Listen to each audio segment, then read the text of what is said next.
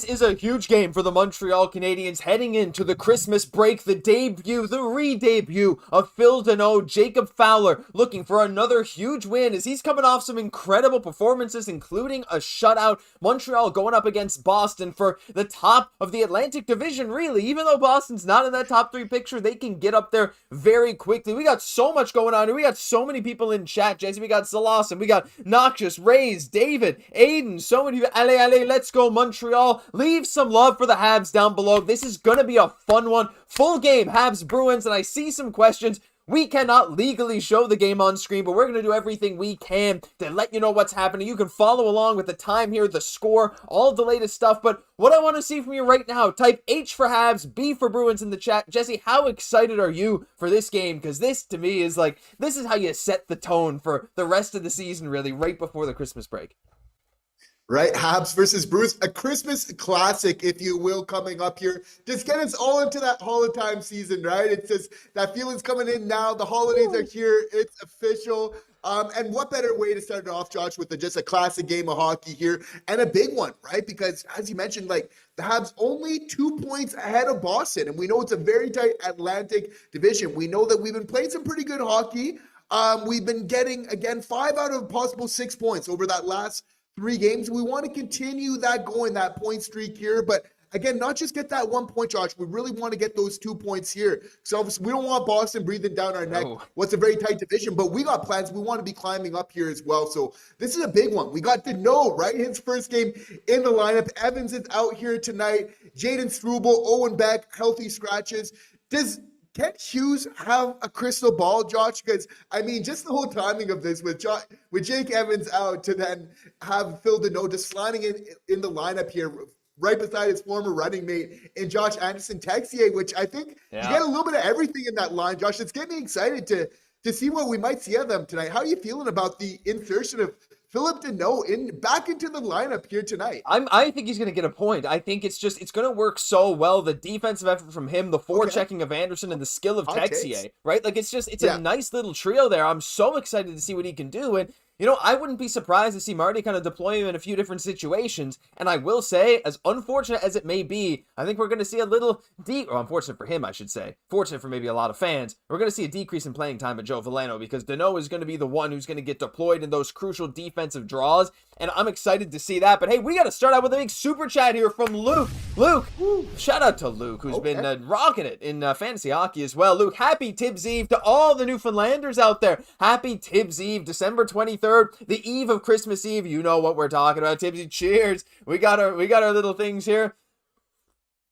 Getting ready for this stream. I'm so excited. Shout out to Luke. I want to see more love for Luke as we're going into the chat here. Look at all the H's there, Jesse. Not a single B to be seen. There is no one here that thinks the Boston Bruins are going to win. And I'm seeing people say, leave that energy. That's exactly what we're going to do. And I sent this earlier in the chat, Jesse, but I want everyone else. Thank you for liking as well, says No Chat. Look, leave a like on this stream. We want everyone to funnel in here. I know there's other people doing watch parties, and I wanted to thank you for being here. We are bringing this energy the whole time, baby. This is going to be incredibly exciting. We got some fun stuff planned at intermissions, including a signing that the Habs made today. So much great stuff, but leave in the comments right now who is scoring the first goal of the night for Montreal. Jesse, as I've been looking through this lineup, I've been having a tough decision myself, but I'm going to go a little bit bold with this one. I'm going to say it's Zachary Bolduc. I think he's going to get a 5v5 goal on that top line pretty early in this game to set the tone. That's going to be my bold take for this one. I'd love to see Phil Danault get a point, but I don't know. What do you think? And I want everyone in the chat to leave their thoughts as well, and we're going to read some of our most liked options there. That's an interesting take, Josh. Again, Nick Suzuki admitted after last game that he felt his team should have been a little bit better. It was a lot of that second line doing a lot of the heavy lifting for that team. So you got to feel like Slav is hot right now. He's got 7 points in his last 7 games, Josh. I'm thinking that first line and that second line, they're both going to be contributing. The beautiful part is we're going to have Phil Danault, and maybe, again, he's going to be able to help get some things going even further down the lineup, Josh. If now we got the second line that's clicking, that first line, I love it, Josh. Like that take, you can kind of expect that. I like it from Bolduc. I'm going to go I'm going to play the odds here and just go with Caufield. Yeah, I knew it. Off the hot hand here. I think that, probably the stats, he's going to look to really bounce back quickly.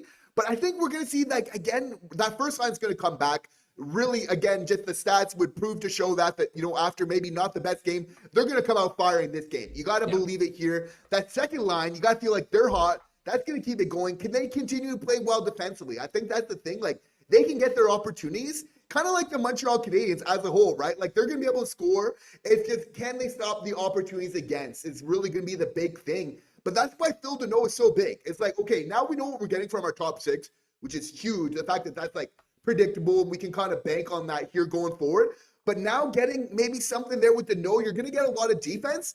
But then with Texier, you're going to get some offense as well, which we're so happy to see. So I think that that's the difference. If we can start getting some things clicking there, Anderson's been playing some good hockey of late. I think that's really going to be the difference maker in this game tonight, as well as maybe limiting the shots against, playing some good defense. Like 2 games ago, we played some really solid defense, maybe a little bit easier against the Blackhawks where they're a little bit shorthanded, maybe allowed a little bit too many opportunities against the Pens. The big one is going to be, can we reel back the opportunities against in this game here? I think that's going to be the big difference maker. Yeah, I think you're very right. I mean, just not allowing Boston to really get many opportunities, and we've done a decent job of that in a lot of games this year, but we can't afford to get down early, right? Montreal, we're a team that can have great games, but, if we're down early, it's tough to claw back sometimes. But, yeah, you're sure. I like the take of a Caufield, and we're going to go through a few more in chat in a moment, but look, the defense is going to be a big one. And again, Struble getting the healthy scratch. I was a bit surprised by Beck, who's been our number one faceoff guy, but look, when you're inserting Phil Danault, it's fair enough, Exactly. But I want to shout out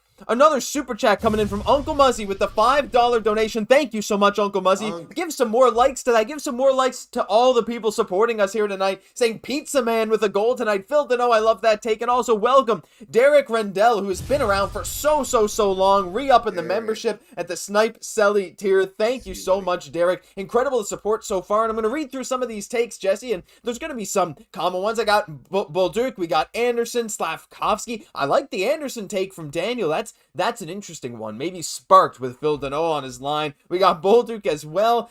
I see Captain in there going with Captain Nick Suzuki. A lot of very interesting ones. Bolduc on the power play. Slav. Caufield. It seems like a lot of top line guys, but the Josh Anderson one's interesting. Gary saying Caufield as well. Caufield. I think most people are agreeing with you, Jesse, but I don't know. I like the Kapanen and Anderson takes too, because those are two guys that have been kind of rolling as of late. Anderson, a 2-goal game very recently. Kapanen with a fantastic 2-point game last time out. They're two guys that are, look, Anderson would be one of the lower picks on the team for me in general, but with the way he's been playing recently and that new spark in that line, I could absolutely see something cooking there.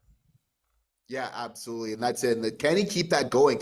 I'm looking for Gallagher again. I've been a big advocate that he's going to get it going as the season continues. But of course, so nice for Anderson where he's getting those opportunities now where he's using his speed. He's getting it to the front of the net, and son of a gun, he's putting it away when he's getting there, which is, again, so nice because that's the missing link.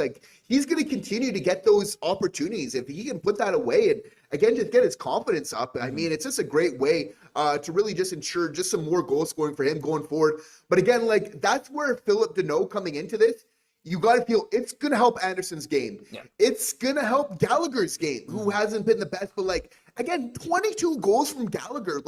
We kind of forget how important he also was, probably the most underrated player last year of helping the team make the playoffs that we don't talk about enough here. Yeah. So again, you just have to feel by proxy, having Philip Danault is going to help these other guys. Why? He's going to be playing with them in the bottom 6. Yeah, I love this too. And Danault is, again, we talked about it before, his production recently is borderline second line, it's middle 6 level production minus this year. And again, Kent Hughes was very adamant about the fact that this year is kind of the outlier for Phil Danault, considering he had 8 points in 6 playoff games, including 2 goals against the Oilers last year, because they faced them every single year. But he was also crucial down the stretch to help them. It's just, even Danault himself today was yeah, listen, I don't know, I just felt like I kind of wasn't really there. I kind of ran out of runway, ran out of opportunity. And guess where he is now? Getting a prime opportunity with Montreal. So absolutely incredible. No Channel saying, you see that practice video of Monty? Oh, at this one here, there was another one, I think, today where he was working on some more drills. And Monty is an interesting case here too, though again, not with the team yet. He's going to join us after Christmas. There's another interesting wrinkle there that we're going to get into in a moment when it comes to the Habs goaltending. But shout out to Mark Orr as well, one of our longest tenured members, Rocket Richard. Yeah, Jesse, absolutely. We know. Hello, all you awesome Habs fans. Keep the faith. Go Habs, go. What better time than right now to keep the faith? Again, Jesse, with Jacob Fowler in net tonight. looking to continue an incredible streak, leading Habs goalies in goals against average and save percentage through 4 games so far. The only Habs goalie above a .900 save percentage. He has a shutout. He has a 2.49 GAA, .915 save percentage. Look, this Bruins team can be lethal. They have a lot of great talent. Like, some really good goal scoring, like Geekie and Pastrnak. Like, Geekie is such a weird one, but the dude is just apparently one of the best scorers in the NHL over the past year or so now. So, look, they have some lethal options, but I have confidence in Fowler, but it comes back to what you said earlier. Like, if the defense in front of him can do a decent job, I think he'll stand a really good chance at securing his 3rd NHL win. Yeah, and for Jacob Fowler, quickly becoming my favorite player on the Montreal Canadiens. And I mean, there's so many guys to love, right? Like, you got to love Cole Caufield, Nick Suzuki for what they do, just being like the most high impact players right now for the Habs. There's Demidov, there's Slafkovsky, which of course we love so much, but like Fowler's inserting himself, like, and Hutson, of course, we can't, like, there's so many guys you can choose from and make a great conversation as to like why that should be your favorite player. This is the guy that's going to make the biggest impact 5 years from now. But like, again, one thing that we want to highlight right now about Jacob Fowler, his maturity. Yeah. Josh, like, his ability to be able to do this, like, so young, come into the league, like, be so calm, but then also bring like that confidence, that swagger, like just balancing so much at the same time, right? Like, I think it's underrated. We've seen it before, like with Slav, with Demidov, but like, this is the pride of the Montreal Canadiens. Like, we don't just have the skill. I'm saying we have the character to go along with in the culture. And it seems like just a buzzword until it's really the difference of what makes the Montreal Canadiens a dynasty going, you know, for kind of 5 years that is consecutively, okay, they're in the Stanley Cup finals, they're in the Eastern Conference Final, where you just can kind of bet on that, where the odd man's betting favorite for that every year. I think that that's just going to pay those dividends. And again, I don't know why my mind's kind of going to Philip Deneau again, but the reason why, again, why they're bringing them in is because the culture matters so much. And bringing in somebody like that who kind of fits that, again, like with Jacob Fowler, who has that maturity, putting the team first. Like Philip Deneau, he just puts in the way that he plays. He's a leader in the way that he just plays, like pays so much attention to the details of the game, doesn't cut corners. That rallies guys, like guys start playing the game in the same way like that. I love the quote from Philip Deneau recently. He said prior to this game, like, he said, like, it feels like I never left. Like, it's like I'm here, and it just, like, it feels so normal. And so it's such an interesting thing for somebody to say, like, how much that they love being here in Montreal, how we never wanted to leave, right? So it's just such a feel-good story. Can the Montreal Canadiens really cap it off this year with maybe a deep playoff run, getting a Stanley Cup, like just Philip Deneau returning home, maybe a chance to win it all when he came so close before and being thwarted in the finals would just be incredible to see. But, you know, obviously we see why Philip Deneau is just so excited in his own words saying, with just knowing all the great talent that we have here coming up for the Montreal Canadiens. For sure, it's such an exciting time, and he sees it. I mean, he said, like, a lot of the coaching staff, a lot of turnover, but there's a lot of stuff that still is the same, and it's got to be exciting for him. Some old friends, some new friends. There's going to be a ton of great stuff coming. I'm excited. Also, once again, another super chat coming in from Uncle Muzzy. $2 again. Thank you so much for your support today. W. Josh, W. Jesse, thanks for your content, boys. Go Habs, go. Well, thank you, Uncle Muzzy, for the support. Thank and you, hey, we are just getting started. And to stay on this note here before the game, as we're going through the pregame stuff right now on TSN or RDS, whichever channel you want to tune into, we're going to be keeping the score on the screen, the game time on the screen, so you can kind of sync up with us as well. But I wanted to run with another poll here, and I want to see how many goals you think Jacob Fowler is going to let in. How many goals will Fowler let in tonight? And we're going to go, let's see, 2 or fewer. We're going to go 3 or 3, and then we're going to go 4, and I'll go more than 4. I don't think anyone's going to vote for more than 4. But I want to see people think he'll give up 2 or less goals in this game. Let's see what the people think, because again, they just showed Pastrnak, they just showed a few other of the Bruins players, and it's like, again, it's a scary team to go up against, but I have a ton of faith in Jacob Fowler and the Habs defense, and I want to see what the people have to say. Want to get back into the chat here now, and a lot of people still talking about Fowler. Remember, Derek Rendell saying, I gotta say, I'm loving the confidence given to Jacob Fowler with playing these big games for us. Regardless, if he's 21 or 26, he's NHL ready, then you roll with him, right? Violet saying, I'm like number 25 and push the poll to 89% Habs win. Hey, we did have the poll going. 89% did say the Habs were going to win. Actually, it got up to 90, and the Bruins ended up by getting 10% of the vote tonight, which is fair. But Aiden saying in chat as well, Jesse, that Fowler is legitimately insane. Such a poised, technical player with an edge of athleticism when needed. Loved his Laval clips, and I've loved him in Montreal. And Violet saying, Fave Habs, Demidov, Slav, and the ubiquitous good play Ferry Hutson. So much good stuff, but I like that take on Jacob Fowler. Again, we're going to try to get to all the messages we can. Super chats and channel members will take priority, but I'm going to try to read some of the other ones there too. We got to get everyone involved, but I love that those takes, right? I especially like the one where it's like, look, if he's NHL ready, you let him go. And the hard part is usually assessing whether they actually are, because small samples can play tricks on you, right? But I really think Jacob Fowler, again, the maturity, like you said, Jesse, is there. We haven't really seen anything from him that's not NHL caliber yet, minus that one gaffe in that one game where he passed the puck right to the other team. He misheard someone. But other than that, this dude seems poised and ready to go. And like, how much more do you really need to see before you're like, okay, yeah, no, this dude is just never going back down? I don't need to see anything else. And again, this guy's just going to continue to lock it down. We don't want to get ahead of ourselves, but that's why tonight's performance is going to matter. Again, every game that goes along, if he has a really solid outing again, that just solidifies, again, his chance of staying here over the long term. Again, there is rumors that he might even have a new helmet here tonight, so maybe interested to see if he's going to be showcasing that as one of his first nights of that. The Habs, over the last 10 games, to get back to the poll here, have been allowing 2.6 goals against, and then have been scoring 2.9 over these last 10 game sequences here, where we've at that 5-3-2 record where we've been playing pretty good. We've gotten 65% out of those points available. Obviously some tough ones where we felt like we're leaving maybe some money still on the table there.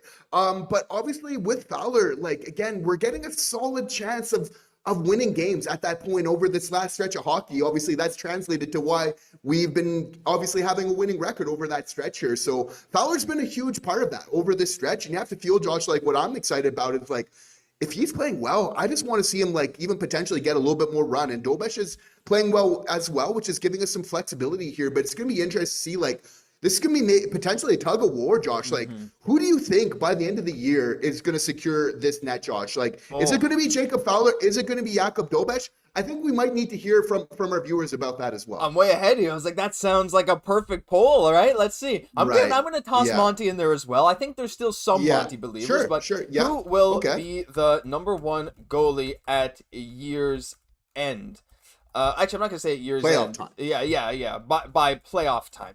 Let's just be confident there. We're going to go Dobesh, we're going to go Fowler, and we're going to go Monty. And I want to see what you guys have to say, but Jesse, before we see what the fans have to say, before I give you my answer, we got to shout out some stuff happening in the chat as we get some more channel memberships. Skoy George coming in with the hype saying, let's go, becoming a channel member. Thank you, Skoy George. Hey, George, send those new emotes. That's one of the top perks of that. We got all those emotes checked out in the bottom of the chat there next to the smiley face. We got Slavzilla, Demigod, Hudson, Line, Chef Hughes, more coming soon. Thank you so much, but it's not just Skoy George. Uncle Muzzy continuing the hype train in today's stream, sending 5 more memberships to random people in the chat if I read your name. You are now a channel member, courtesy of Uncle Muzzy, and make sure you send those emotes. We want to see these emotes spammed all night long from the channel members. No matter what happens in the game, we got to see that excitement. So, you're now a channel member if your username is Pal Rusted Steel Manager, Warzone Clipper, BM Hermanson, Downey 1968, and Sanction X. All of you are now channel members, and I want you to thank Uncle Muzzy. And I'm seeing a lot of this stuff in there. Skoy George even saying, "Hey,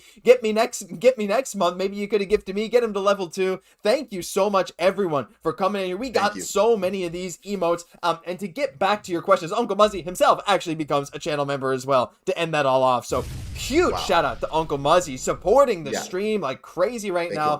Feels great. Thank you so much. When it comes to the goalie by the end of the year, Jesse, it's actually a hard question, but I'm just going to go bold, and I think it's the same answer you probably have, and by the looks of the poll, it's the same answer the fans have. I'm actually thinking it's just going to be Jacob Fowler, and I think he's going to be one of these rare cases where a very young goalie comes out of the AHL at a very young age and immediately makes an impact, as we're seeing on the screen right now on TSN. Fowler compared with Jeremy Swayman. I think that's your take too. As bold as it is, I think a lot of other fan bases might be like, hold your horses, but like you said, there's nothing really holding me back from that right now. Fowler's almost got to prove me wrong more than anything else. Listen, you don't want that smoke in a first round. Very young Montreal Canadiens team with a very motivated Jacob Fowler. We got puck drop here. Whoa. And wow, we are dropping already. This game is starting off hot. Okay, Anderson coming in here. All right, make us proud here today, boys. We got a rocking start to the game here today. The uppercut It's the uppercut. That's where you got to come in. There it is. Noah Henderson. He's trying to land it. Oh my God. Oh, they're going at it, bro. With the uppercut. Oh my God, Jeff. One after the other. What a too tilt. much fun right now. What a tilt. Let's go. We got this. Give me some Come Andy. on. I want people to shout out Andy in the chat. This is old school. Oh, it's They're an old school one. They're letting him go. Oh, okay, that was a good That's tilt. a draw, right? That's a draw. Okay, Josh, this is how we start a live stream here today. This is what we got to do. Habs versus Bruins, last game before Christmas. They're dropping the mitts right away. Give some love for Andy. Give some flex emojis like No Channel's doing. I want to see everyone type Andy in the chat. That's right. Thank you so much. And in the midst of that, with all that happening, Jesse, we also had some more gifted memberships. So all of you can send as many memberships as you want, or emotes as you want. As Uncle Muzzy gifted one to Night Night. You are now a channel member. I want to see those emotes. Fowler Power, he says as well. And then Luke, 9056, Luke, a huge supporter of the show. 5 more gifted memberships to Jerry3698, Brian Owen, Renee the White, Richard Barland, and Joel Gagnon. You are now all officially channel members too, courtesy of Luke, as Uncle Muzzy coming in with the $2 donation. Happy birthday, Uncle Muzzy. Glad you could be with us here on your birthday. Best birthday ever. Hell yeah, boys. Jesse, what a way to start the game. A tilt from Josh Anderson, Andy the Giant, and this game is underway in what's going to be an incredible night here. These watch-alongs are just too much fun. We're starting off with a bang. I think we're going to have to just do more of these. We're just having too much of a ball right now. Oh, it's incredible, right? And look, this is going to stay up now. Type H for Habs or B for Bruins. I want to see these letters coming in the chat as you guys are coming through. We'll change that throughout the course of the game. And I don't have the audio from this game on right now. There is a holding penalty, and it is against Boston as Montreal is going to the power play. I want to see. I was gonna say. I want to see PP in the chat. That's what I want to see. That's all I want to see. I want to see you guys spam that in the chat. We need a PPG. How about PPG? That might be better, right? How about let's see PPG in the chat for some Habs power play time right now. What a chance to start this game hot, Jesse. I mean, this is exactly how you want to start. A nice tilt right into a power play as Bolduc is back on the PP1 here tonight. Which is, and the Montreal Canadiens have one of the better power plays in the NHL as of late, around, the top 5 in the NHL in terms of what their power play, and again, even better on the road right now. And that's the big thing, is that we have been playing a lot better on the road than at home right now. So this is exactly the type of opportunity we want right now. Yep, 100%. It ends there right now with a whistle, but it's all right. We're going to keep going. And Uncle Muzzy coming in, another super chat for $2. Uncle Muzzy, the top supporter here tonight. You can see the crown, the number 1 by their name. I will gift a membership per goal we get tonight. So shout out to the Habs. 1 membership per goal. So everyone, you're going to want the Habs to score some goals here tonight. If you want some memberships from Uncle Muzzy. Scoy George saying, let's go. Pal saying, a fight in the power play already. Merry Christmas. PPG Slav, says Martin. And we're back underway on the power play. Hutson manning the point, looking around over to Caufield, back to Hutson. It's just Caufield, Hutson. That's kind of what they love to do. Boston's playing a pretty aggressive style of PK here right now. They're coming right out at our players quite a bit. So Montreal's going to have to pass this puck pretty quick. You can see Bolduc there in the bumper spot as Ivan Demidov has been demoted back to the PP2 and Boston gets it clear. I mean, I think we might see Demidov come out here pretty soon here, Jesse. What do you think about Bolduc being back on the PP1? I want to see how the chat feels about Bolduc back on PP1 too. How are you guys feeling about that? Because to me, it's an interesting decision, especially considering every time Demi's out there, good things seem to happen. Yeah, and that's a good point, Josh. And again, I don't want to write off Bolduc too quickly, but you see right now how they're pressing so much on Hutson and Caufield. They're obviously seeing what a weapon he is, and we know one thing about that. Oh, he's got a whole lot of gravity. We did get a really good opportunity right there, and obviously we're going to want to look for some solid opportunities right there from the slot. Obviously some great looks early on here in this game from a guy like Nick Suzuki. You want shooting those shots early on, but Demidov, he's like his own planet over there, right? Where he just creates this gravity where he's able to draw defenders, which really opens up a guy like Caufield, right? I like that they're looking to him early on. I think that's your bread and butter, and I want us to get back to a little bit more of that. We forgot that a lot last year with Line. I want to start Caufield being that consummate threat on that power play once again. Yeah, I think he could just shoot more, right? The amount of times he would take that one-timer from the line A spot and it would work. It was I don't know, it was like magic, and then he just kind of stopped. Now, look, he still has had some great production when he's down bottom there, but I don't know. I understand the thing, too, of rolling 2 different good PP units, but when Demi's on the PP1, like we're sixth in the entire NHL in general. Like not even over the last X number of games, we're sixth in the NHL in power play percentage, and that has no doubt gone up when Demi has been up there. So we got a poll up right now. Are you okay with Bolduc being back on the top power play? We got some people saying some sloppy plays here. I wish people stopped calling moves demotions. It is strategic. That's fair. I understand that too. That it's not really Demi hasn't playing good, so it's a demotion. That's true, but at the same time, like, there's no doubt that being on the PP1 is a special thing, and it's an opportunity that players cherish, and, you know, like, we cherish as fans. We're like, hey, Demi's the guy who's been so good there. I don't know, but I do get it, too. You know, there's more than one aspect to it, and right now,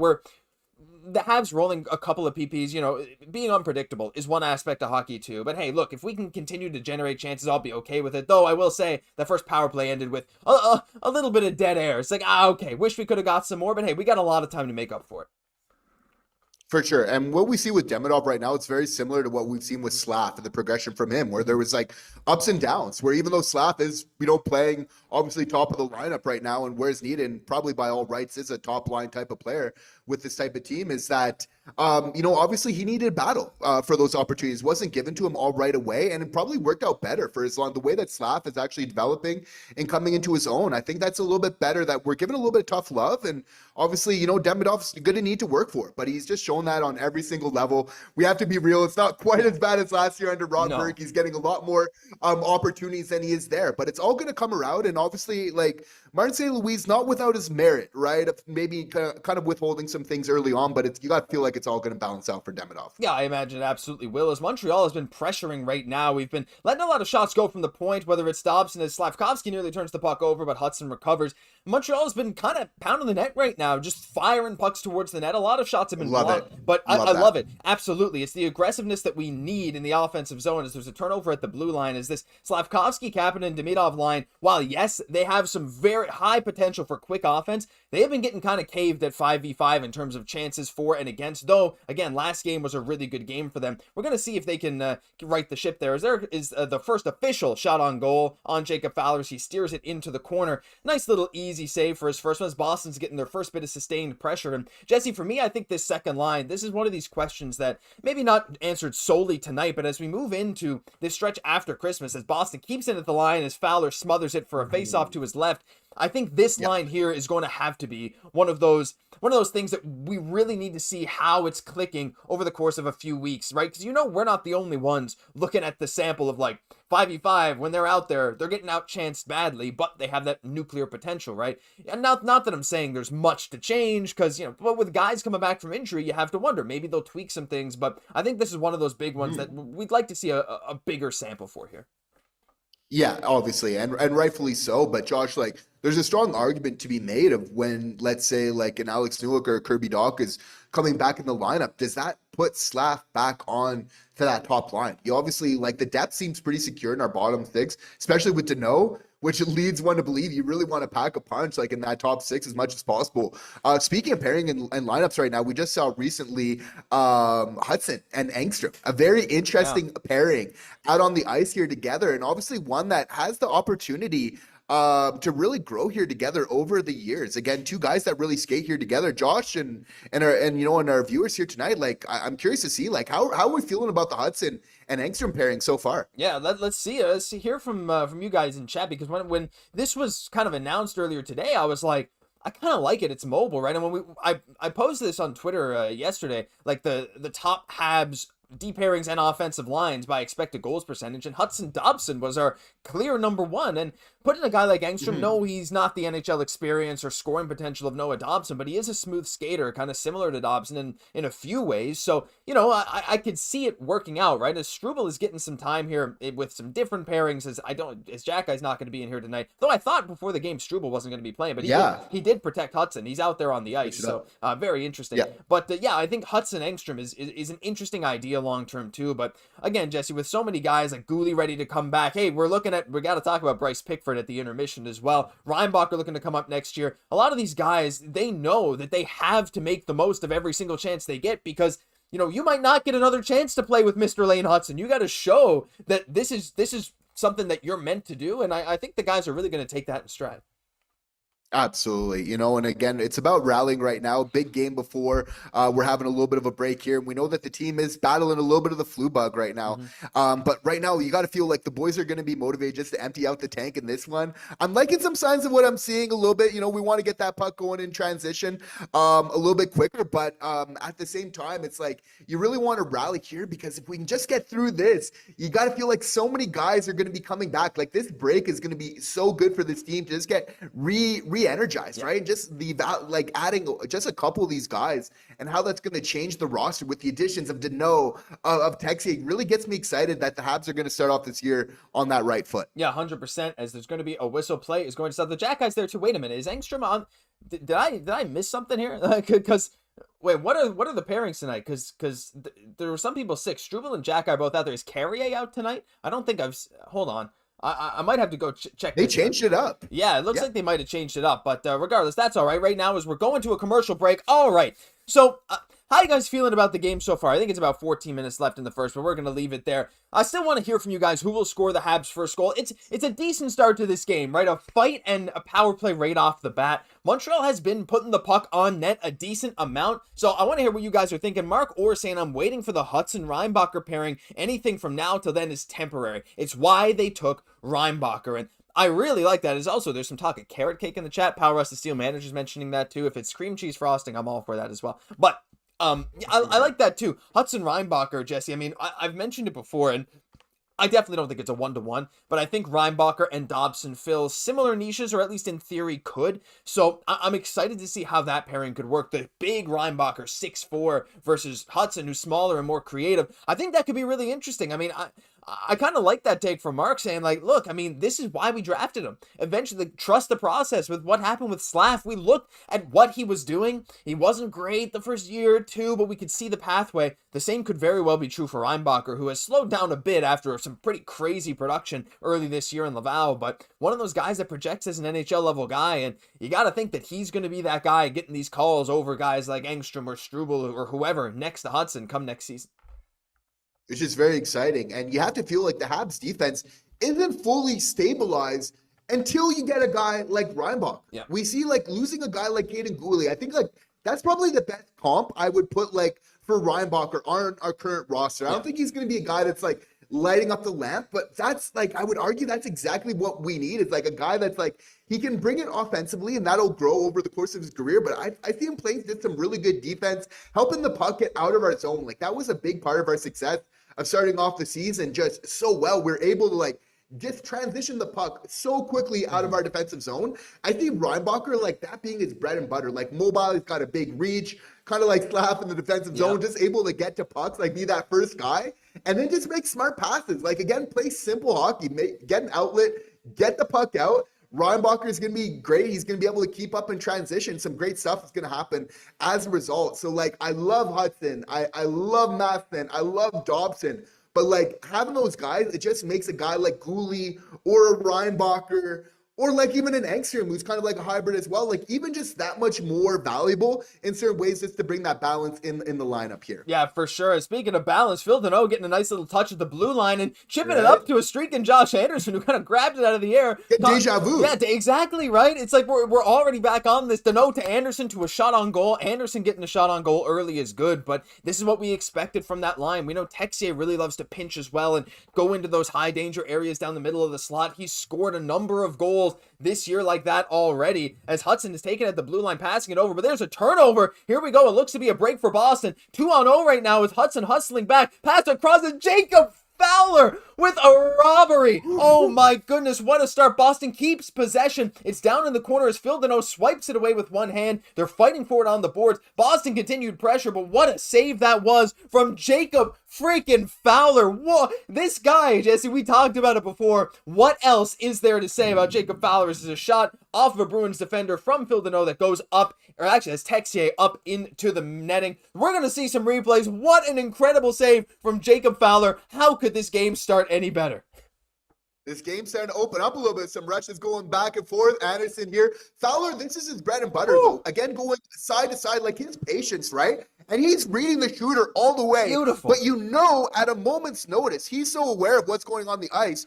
he's getting ready. As soon as it's his time to transition, he's Johnny on the spot, right? And again, like just the technique, again, is just, unless like you're elevating that puck, which is so tough off of one touch like that at that speed, you're just getting nothing to shoot at. So again, Fowler frustrating opposing shooters very early on here once again. Oh, absolutely. That was absolutely incredible. Look, you know what? We need to see some guys. People type F for Jacob freaking Fowler. We got to get you guys typing F for Jacob freaking Fowler in the chat right now. Just leave some F for Jacob Fowler. It's on the screen as the Bruins are coming back again. The Habs have had a few turnovers in the offensive zone at the blue line as well, but we've recovered decently in the defensive zone. But stopping a 2 versus 0.5, as some people said in chat. I love the Fs in chat coming already. And it was David Pastrnak who put that as Fowler stops a wraparound there as well. Caufield recovers the puck in the corner, sends it over to Mike Matheson, who's going to make a play along the boards, try and send it back. A little clogged in the Habs zone right now. They're struggling to get out as it's the top line out there of Bolduc, Nick Suzuki, and Cole Caufield. And it does get cleared out. Here comes Bolduc off to the races, 2-on-1 with Cole Caufield. Over to Caufield, waiting, shooting, and it's a save by Jeremy Swayman. Jesse, it's chance for chance right now, tit for tat. Montreal and Boston both having some great chances as Jeremy Swayman's going to smother it, and there's some scuffling after that. I love both teams getting their chances here, 2-on-0s, 2-on-1s. Goalies have been the name of the game so far, and hey, I know I don't mind seeing that. It's nice when you get a bit of a goalie show. And the transition is Montreal's game. Although we did have a big opportunity there, you have to feel as this game goes on, you want to play your type of game, right? You want to impose that on the other team. So that's what I'm liking, what I'm seeing here early on. And again, we have to feel like there's an opportunity here. Boston's coming off a big 6-2 loss to Ottawa just recently here. And we're seeing in transition, like, there's some opportunities. If we can just get it out of our zone really quickly, there's going to be some 2-on-1s. There's going to be some opportunities. So it's about kind of taking advantage of that and maybe having a little bit of that selflessness that we may be seeing from like Texier of like when you get on that 2-on-1, not being afraid to just let it rip. Yeah, why not let it rip, right? Absolutely. As we see Kapanen taking a face off here, and this is gonna be an interesting one, right? There's so many chances here, and what's going on here? Looks like they're dropping the minutes. Oh boy, we got another tilt here. Habs versus Bruins. Oh, we got a big one. It's Harper Jackeye going up against Nikita Zadorov, two of the biggest boys in the NHL. Boy, oh, this is a heavyweight. Let's go. Oh, Zadorov lands a few. Jackeye lands one. Jesse, I mean, I don't think it gets much better than this. We're going to see how this goes here. They're being a little tentative right now. Two big boys. They can knock each other out with one punch, but Zadorov is the aggressor right now. As Arbor's helmet gets knocked off, he's going to try and want to take him down. This is another heavyweight bout. You gotta love this. We might have to cue the Slapzilla animation just for this fight right here. What's going on? No, you have to love. This is a spirited build. Jackeye just getting a solid one with the lefts. Yeah. With the lefts again. Oh, making Fleury and making the whole team proud all the same. That was a close one to say who won that one. Like Arbor was getting a couple at the end. Let us know in the chats, our viewers here. Who do you think won that one? That was a spirited fight. I don't know. That was pretty 50-50 as far as I'm concerned. But you got to feel like Arbor would finish it off strong with a couple of those lefts. He finished off with a couple lefts. Zadorov took him down. Zadorov had a flurry early. I mean, look, a lot of the time they say the takedown is it, but I want to see people type in, leave some X's in chat. X going to give it to you. Arbor Jackeye. Zadorov's a tough customer, and look, even holding your own against him is absolutely incredible. We got some saying Arbor looks like a child. I love Jackeye switches hands. Absolutely. No hate, same with Anderson. Let's go. I mean, look, yeah, these guys just love fighting. Let's see some X's in the chat again for Arbor. Let us know if Arbor won. We're going to try to take this face off again, and we're going to see shots are now 6-5 to Boston, and Montreal wins the draw. Hutson stepping in out there with Struble, but there's a whistle, and not sure what's going on because I don't have the audio of the game on. There's an interference call. Looks like it's going against Montreal, right? Because Montreal had the puck, would have to imagine. But yeah, what a game. As Jason, one of our channel members, coming in saying, what a game to pick to do a live stream on. And hey, absolutely, Jesse. So far as Slafkovsky is laughing as he picks up an interference penalty as he goes to the box. That's a tough call. It's a tough call. Oh my God. You don't see that one called too often. Oh, then what is that? We're getting a little bit of... What? No. What? This is ridiculous. He's laughing for a reason. You just... Oh my God. Look, shout out to Uncle Muzzy with the $2 donation saying that was a 50-50 scrap. I agree. But look, Oh my gosh, what on earth is that from Slav? I love Slav's violent laugh, and as he should, Jesse. I mean, this just puts Montreal at the disadvantage right now, but hey, we get to see Phil Deneau out there with the PK1 unit. It looked like he won the faceoff, but Carrier couldn't get it over, as it is Engstrom, who is out tonight, by the way. It looks like, so anyway, I don't know how, I didn't catch that earlier, but hey, it is what it is. Deneau's out there on the PK1. Fowler is wearing the new mask, I think, but yeah, I mean, crazy start to this game. Yeah, absolutely. And this is where Philip Deneau is going to shine because the PP is doing really good. That's going to get you in the playoffs, right? But again, it's how good our PK is that's maybe going to determine if we do get a chance to actually make it at the end of the day. Our PK has taken a little bit of a nosedive from where it was last year. Again, we lost a couple of vets and Armia and Dvorak. And again, that's a little bit of an interesting conversation. I'm glad that we moved forward here, but I'm liking again that Deneau can maybe help here on the PK because that's going to be really huge. If we can help that side of the puck here, that's going to be big for this team going forward. 100%. As we're going up against the 7th-ranked power play in the league in Boston, and it was actually Josh Anderson who won the faceoff in place of Phil Deneau right there. Important win to kill about 30 seconds off of this Boston Bruins power plays. Boston cycling. Pastrnak gets the puck but fumbles it. Not sure what to do with it. Looking, making a bad pass as Matheson clears it down the boards and out with 1:25 left on the power play. 10 minutes and 50 seconds left in the first period. What an action-packed game right now. Looks like the refs are betting against this 3D Vince. I mean, who knows? Some of it's makeup calls, some of it's whatever. I mean, I don't know. Like, whatever. We move on. As long as we can kill this penalty, as Montreal makes another great play behind their net. One thing, Jesse, I will say, it feels like our penalty kill has been improving over the last little stretch of games. We're still only tied for 22nd in the league in PK percentage, but again, adding a guy like Phil Deneau, even with Evans currently out of this game, I think could really make a big difference, right? If you go into top 15 and dare I even say top 10 in PK while having a top 10 power play, that right there is a recipe for some success and getting very close to the playoffs alone.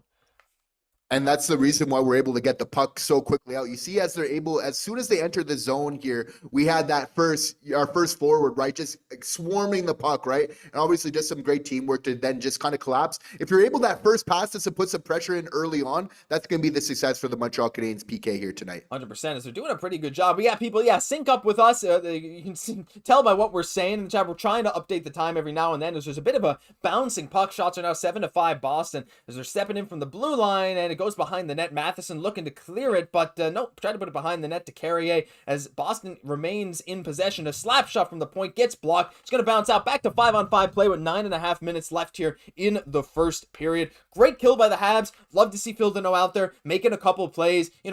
Lost one faceoff, got kicked out of another. Hey, just the jitters in that first game, right? As Montreal looks to get back in transition here and finally get something on the scoreboard. And it's a soft call that you need to kind of brush off early on there. Again, you can't feel like that's going to be it all game. The Habs are doing a little bit of better job of taking some less penalties. Mm-hmm. I think that's going to just be so important for this team here tonight, just to kind of do that. But again, adding a guy like Phil Deneau. Again, I know we were a little bit skeptical, but the more we talk about this, sometimes just having that maturity in the lineup just really helps so much. There's some there's a lot. Jesse, it's Samuel Blais from an impossible angle. Banks it in. From the corner. Looking like Caufield. Oh, from the Caufield spot. Oh, what an incredible start to this game as it's now 1-0 Montreal Canadiens. Tirez le but. Send in the chat. Send some B for Sammy Blais. I see it already, Jesse. What an incredible start. Sammy Blais, this line here, this fourth line, chipping it off the back of Jeremy Swayman. The ball to take that shot as Luke is sending 5 more gifted memberships. I want to see all of you sending some emotes. What a shot. What an unbelievable shot from Sammy Blais. Did that hit Swayman's back? Yes, it did. He's banking it from behind the goal line. Right off the nameplate. And wacky big, real Milton Bradley, Vincent Warpelletier, Italian Czech, and Tyson. You are now all channel members, courtesy of Luke. Jesse, what a start. Sammy Blais with his first goal in a Habs uniform. Point per game, Sammy Blais, baby. Leave some love for Sammy Blais in the chat. Shout out to the flow for Sammy Blais. Shout out to the shot. Again, just the courage. But he saw the opportunity there where Swayman was a little bit out of his net and gave him a target to shoot at, right? He hit it, obviously going right off the back. But again, the courage to make that happen here on that Caufield type of play here has just been huge. And Sammy Blais, again, having an impact since he's been in the roster. 2 points. 2 games Yep. right now for him and just making a difference maker. We know we lost him earlier in the year. We had him. We lost him on the waivers to the Leafs. He's trying to take our shine a little bit, right? But we were able to get him back, and he's obviously paying some dividends really early on for this team here. 100%. And I did want to shout out in the chat, B Complex called Sammy Blais goals. So of all the people that could have called goals, that's pretty incredible. And we got Hackdog, $5 donation from Hackdog. Cheers to you, Hackdog. Thank you so much for supporting a wonderful channel member as well. $5 saying Habs goal bonus. Thank you so much, Hackdog. As Jesse Fowler has also been tested a bit in this game.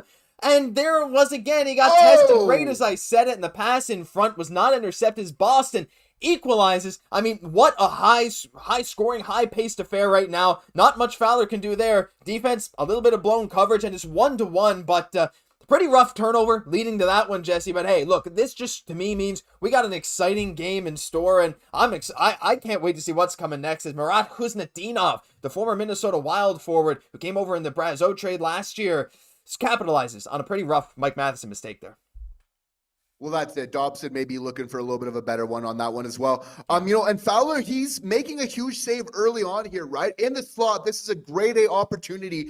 Fowler stepping up, and it's all going to be about limiting those second opportunities. With Fowler, the type of caliber goalie he is, he's going to be able to do that for you, but it's just really limiting those grade A opportunities right at the front of the net. A little bit of some blown coverage there.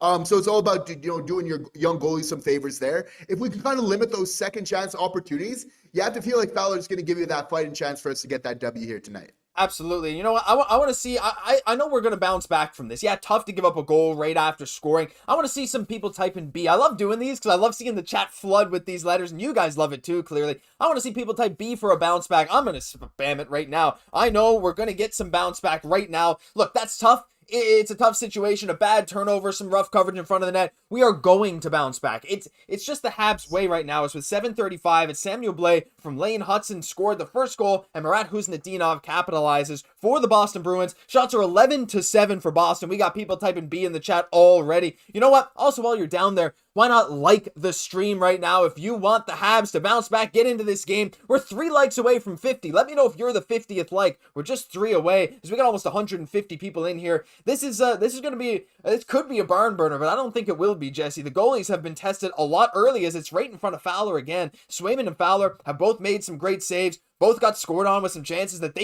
goals that really they didn't have much of a chance of saving. So I'm excited to see how the rest of this game goes. It's confirmed it's Marat Kuznetsov from Mason Lohrei. You have to feel like that next goal is going to be big here this last next couple of 6 minutes, even to finish off this period. It's obviously going to be huge. Where both teams are battling for momentum right now, and who's really going to get the upper hand in this game right now. It's been tough in a lot of ways.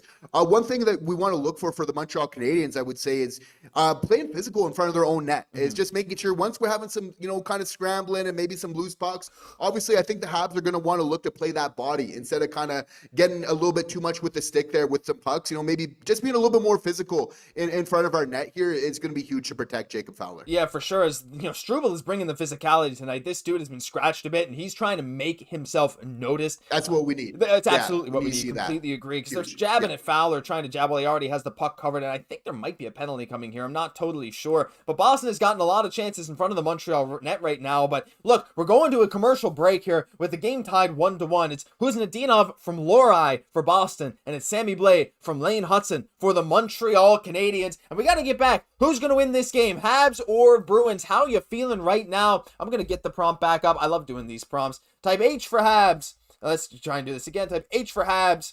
B for Bruins. I want to see how many Habs fans versus Bruins fans do we have in here. If you think the Habs are going to come out of this 1-1 game with the win, type H. If you think it's Boston, type B. Right now, again, like Fowler and Swayman have been tested a lot. Fowler more than Swayman, but he's doing some great stuff already. Like he is making these saves look very calm. And even on that goal that he gave up, it's like he was almost in that right position. He could have very well saved it. Fowler, I bet you if you look at goals saved above expected, Yeah, that's going to be pretty high. There's not a single B in the chat right now. And by the way, I wanted to shout out Plonko, a long-time channel member, long-time viewer, for being the 50th like on this stream. I didn't miss you, Plonko. Thank you so much. I didn't miss your message. Appreciate you a lot. As Luke sending that H in the super chat with the $2. Thank you so much, Luke. Appreciate you so much. Appreciate everyone. I think so too. Oh, we got our first Boston there. We got a B from Bruce Wayne coming in saying they think Boston's going to win. I like having some people not just conform with the ideas that we're Habs fans, therefore Montreal is going to win. So I kind of like that. Luke W, Real Milton Bradley shouting that out too. But yeah, some people saying, Jesse, Habs need to play a bit better than they are now to win. But I think, shoring up some play in our own zone, and all of a sudden this game can look very different because we've had some great offensive chances. Just a matter of keeping that up, and I think we got a solid chance of winning this one. And expect Lane Hutson to be a big part of this game going forward. Again, getting a point on that Samuel Blais goal. And we see this is his hot streak just continuing here again. Third most points among NHL defensemen over this calendar year. Again, considering that Lane Hutson's a rookie, what's the ceiling? Like, can he climb up to second? Can he start even challenging Makar, who we know is holding down that first position? Like, that's already where we're talking about with Lane Hutson. Josh, I'm seeing him factoring into this game in a big one. You have to feel like this is a big game. Lane Hutson knows it. Going to the break, he's obviously a workhorse. He's like, okay, I'm going to have lots of time to rest. I'm going to be emptying the tank. So, Josh, I'm looking for him to be shooting the puck, which we've seen a lot more in this game here, and that being a big difference here going forward. 100%. I want to see every channel member send those Lane Train emojis because you're so right. His impact, he just creates things every single time as the Bruins are going to go on the power play right now as the mad scramble in front of Fowler. He once again just calmly covers up. And Bruce Wayne saying they love Montreal, but they're just a Bruins fan. And hey, I appreciate you tuning into this stream right now. Thank you so much. Yeah, a lot of talk about cake in the chat. My goodness. Top Notch saying what team scored first. It was Montreal, Top Notch. So Montreal did get off to the quick 1-0 lead, but Boston scoring again. Mark Orr saying Boston taking liberties in our crease. Need to fix that. Yeah, I agree. Boston's really kind of going in there and doing what they want in the crease, taking some extra jabs. Lindholm with the extra one there. And Matheson does give him a bit of a shove. We have been a little physical with Boston so far, but I kind of want someone to knock them on their butt. But the way this game has been ref, Jesse, I'm almost afraid to take another penalty too, and you have to think that's weighing on the Habs' minds after that weak interference call from Slav. We didn't really get to see much of a replay of that galley slash, at least I didn't hear on the TSN feed, so it seems like the refs are they're not really letting them play, so you almost don't want to go out there and accidentally pick up a roughing and all of a sudden be down in a 5-on-3 situation. But protecting your front of the net is key, and I love to see some of our defensemen there, at least at the end. Getting on Lindholm after those posts, kind of whistle scrums of clearing your net are super huge of sort of setting a precedent of what's acceptable and what's not in front of your net, not just after the whistles, but of course, even 5v5. It's just so important to be protecting the front of the net. Of course, the tough penalty to be putting ourselves in this type of position here early on, but this is going to be a big kill if we could look to maybe close this one out here. Getting a little bit of a break with the puck coming out here, Josh. That was huge for us here and what's turning out to be a big kill. And look at this forecheck here from Joe Veleno. I mean, Veleno drawn back into the lineup, of course. He left last game injured, but he's back with Owen Beck being the scratch.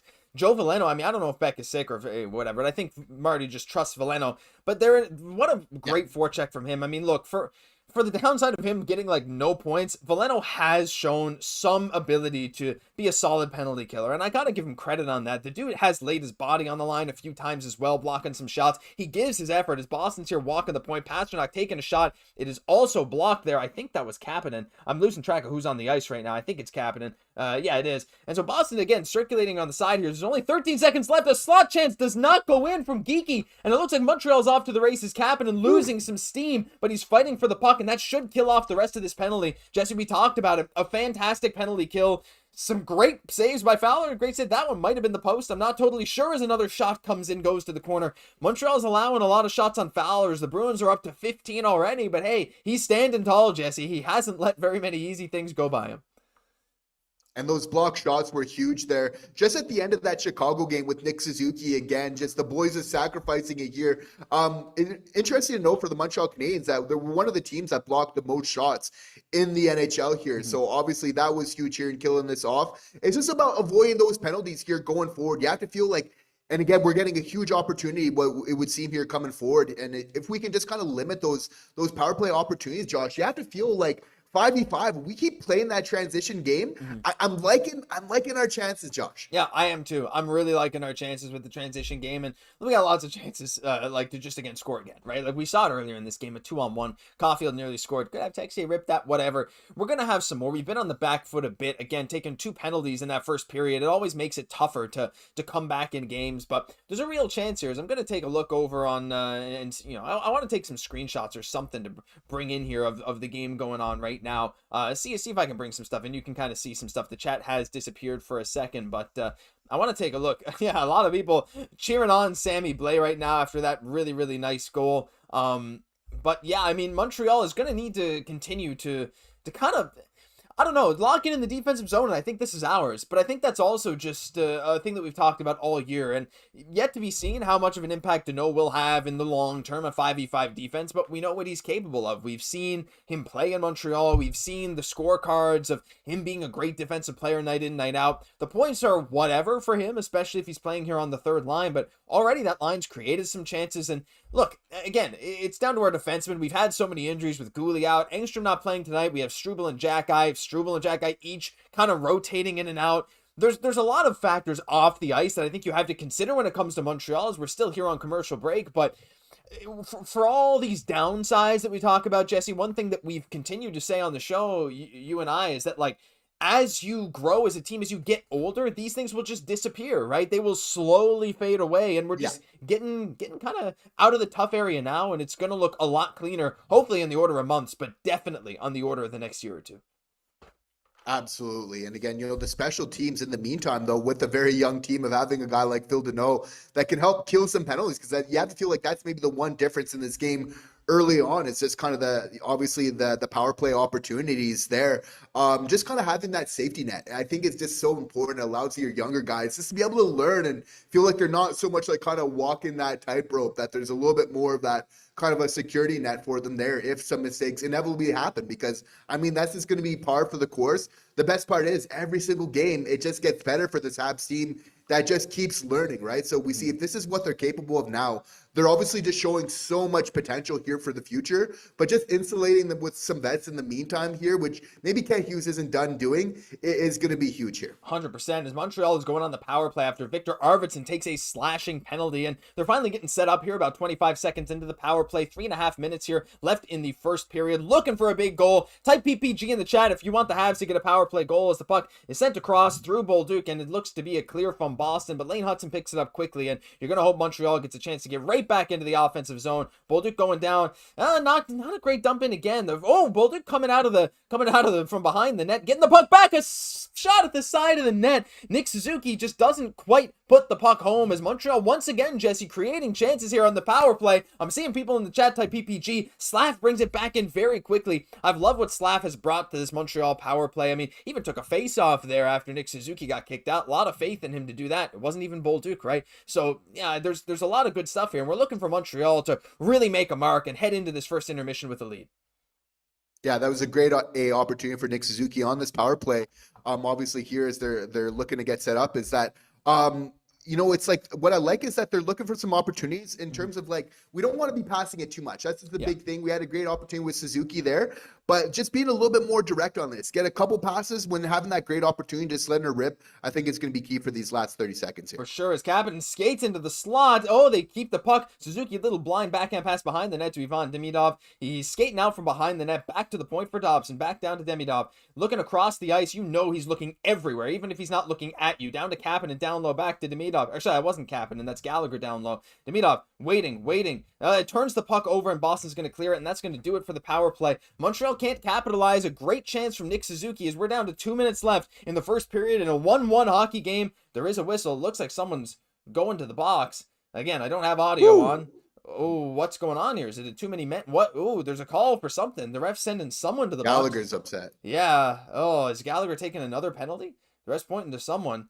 Marty's very upset after this one here. Again, too many penalties after, what was maybe a little bit of an opportunity, maybe forcing it on the bumper there. You have to feel like, I'd love to see the Habs maybe look at the point a little bit more here going forward. It's interesting to see who this is going. It's Ivan Demidov, but I completely agree. Demidov going out for hooking. I mean, yeah. That's a tough call, though. That's a really tough call. Like, but That's a 1-2 at the stick. That for me, there's no prolonged hooking motion there no, where he's really obstructing its play of coming out of the zone here. That's again with the Slav call. That's some soft ones here on my end. Even taking off the Montreal Canadiens fans hat. Yeah, I don't like that. I mean, like, by the book, probably. Like, he puts his stick in on the hands and pulls the stick back a bit, but I didn't think he impeded Boston from clearing that puck, and it was a bit of a weak call, man. Demi, for sure, you could say maybe be a bit more disciplined. He's still young. He's going to learn. But look, at the end of the day, that it is what it is. We got called for a penalty. We're going to try and get another penalty kill, and this is going to take us right to the end of the first period if Montreal can manage to kill this whole thing off. So this would be a nice momentum swing as well. If you can stop Boston for their third consecutive power play and go into the intermission tied while being outshot and out-refed to some extent, I think this could be huge here, Jesse. So Montreal gets the clear, and I think this could be, honestly, a big turning point in this game. For sure, and we're definitely looking to get our money's worth for Phil Deneau early on here. Of course, you feel like he's going to factor very big on this penalty kill here. And again, they're doing a great job so far, right, of limiting the kind of those grade A opportunities here. Yeah, just those quick turnovers. Again, if we can just continue to do that kind of early on, right? You got that quick opportunity once they're entering the zone. It's, obviously to kill those plays early, and that's what the Habs PK is doing so far. 100%, 1 minute left in the first period, and yeah, you're right, our PK is doing a great job, not only killing the opportunities, but we're not even letting them set up. Like, they've had some good chances, but we're aggressive, and this is a penalty kill that I haven't really seen. Like, early in the year, we were really aggressive in the neutral zone, and it looks like we're doing it again here at the top of the PK as Boston gets a chance in front, taken down. Not really sure what's going on. Is the puck loose? Fowler's covered up like he always does, and with 38.5 seconds left in the period, Montreal's doing a great job of saving off this Boston attack right now. The first PK unit has been fantastic all night, Jesse. Oliver Kapanen playing some great PK right now. Joe Veleno coming out there playing some good PK. Matheson, as always, with Dobson. I'm not sure if that's the first PK, second PK. We'll see. But you can see Boston continually chopping at Jacob Fowler after the puck is, another nice, that was a save by Fowler. Did you say that? Did you see that? That was I didn't even notice coming that. Across. Yeah. Great A. So quick. Great chance. I mean, just that side to side, Jesse, like you said. I mean, that's nuts, right? For sure. And just notice how calm he's being. Like, he's just in the eye of the storm. There's so much going around him. That was almost nonchalant for, like, what is a grade A opportunity save. Often with great players, it's not just what they do, right? But it's like how they make it look. Like, it's just the ease of function right now for Jacob Fowler. Again, like, that's getting you excited. If you're on the Habs bench, you're seeing, like, this is giving us confidence. Like, not only making big saves, like, he made that look tremendously easy. He did, but unfortunately, a puck goes past him, and the Boston Bruins have taken the lead. And this is not what we wanted to see at the end of this first period. As, again, another rough call from the refs just leads to Boston scoring. And, we were saying how Montreal could have sent a message going into intermission here, but with another great penalty kill, but just unable to knock the puck away from them at the point. A lot of open space and a great shot to get past Jacob Fowler's. Boston is continually just have players in the painted area. I mean, I'm not saying that's goalie interference or anything, because it absolutely isn't. That puck just clearly beat him, but two Bruins going straight to Fowler after the puck already goes in. They're trying to send a message that you're a young guy, we're a veteran team, we're coming right at you. As that was just a snipe, but I mean, you maybe wish Fowler could have had that one, but Montreal unable to kill the second penalty, Jesse, and it's looking like we're heading into the first intermission down 1, but hey, there is a lot of game left, and we'll give that to them at least. And always tough, letting in those late period goals like that as well here. But again, the Montreal Canadiens are going to have to come out with a big second period here. They've been looking to improve on that here going forward. I think, just the big thing is obviously the special teams have been the difference. And there's maybe been a couple calls there that have been suspects, and we don't want the team to get too down on themselves for what hasn't been, too bad of a period. Maybe some tough ones there has been the difference so far, but it's about playing that right hockey, maybe adjusting the game, knowing the type of game that the refs are playing right now here. If they can do that, again, just maybe playing a little bit of a tighter game in terms of penalties here, you got to feel like if we're able to still play in transition, it's going to give the Montreal Canadiens plenty of opportunity to get back in this game. Yeah, again, we didn't really have much chance to do it because we were on the penalty kills so much of that first period. So we got a poll coming up. Can the Habs come back down 2-1? It's all right. There's lots of game left to play. Tough one, that's it. But hey, the chat is supporting the Montreal Canadiens. I know this for a fact. They are looking at the Habs Digest live chat in the dressing room at the intermission, and they're seeing Luke donating a membership to Seth Frazier and Uncle Muzzy sending another membership to Harry but Jimler. Harry but Jimler? I hope I said that right. But you guys are now both channel members courtesy of Uncle Muzzy and Luke. So I want you guys to shout out. I want to see some praise to Luke and Uncle Muzzy from you guys in the chat right now. They have been supporting this so much. Look, we're now at the first intermission. There's a lot of game left to go. Those end of period goals are tough, Jesse, especially for a Montreal team that has struggled in second period so far this season. But this is a chance again to right the ship, and having that veteran presence like a Danault, he's probably in the locker room like, yeah, no problem. But we've done this in the playoffs. We've done this. He's been there so many times before. And look, I know it's not just him that's going to change the mentality here. But as we got Jared in the chat as well, shout out to you, Jared, one of our Rocket Richard Tour members as well. There's a lot of chance left. And again, a 2-1 game. They say a 2-goal lead's the most dangerous lead in hockey. 1-goal lead, just one bad bounce for Boston. All of a sudden, we are right back in this one. And Montreal Canadiens have shown that they're able to score goals. It's more about playing that defensive game, which is going to be so big. So I think that's the biggest thing is like, we're going to be able to come back. You know, I look for that first line to have a big impact on that in the second period, looking to get back in here. But obviously it's just about that defensive game. That's going to be the biggest thing. And again, maybe just finding any way to really just stay out of that box. But obviously, a spirited beginning to this game here with a couple bouts, a lot to like. Obviously, very exciting here. But obviously, maybe some questionable calls, Josh. Again, we don't want to blame things on the officiating, but you know the Habs are going to need to adjust as a result here, kind of going forward.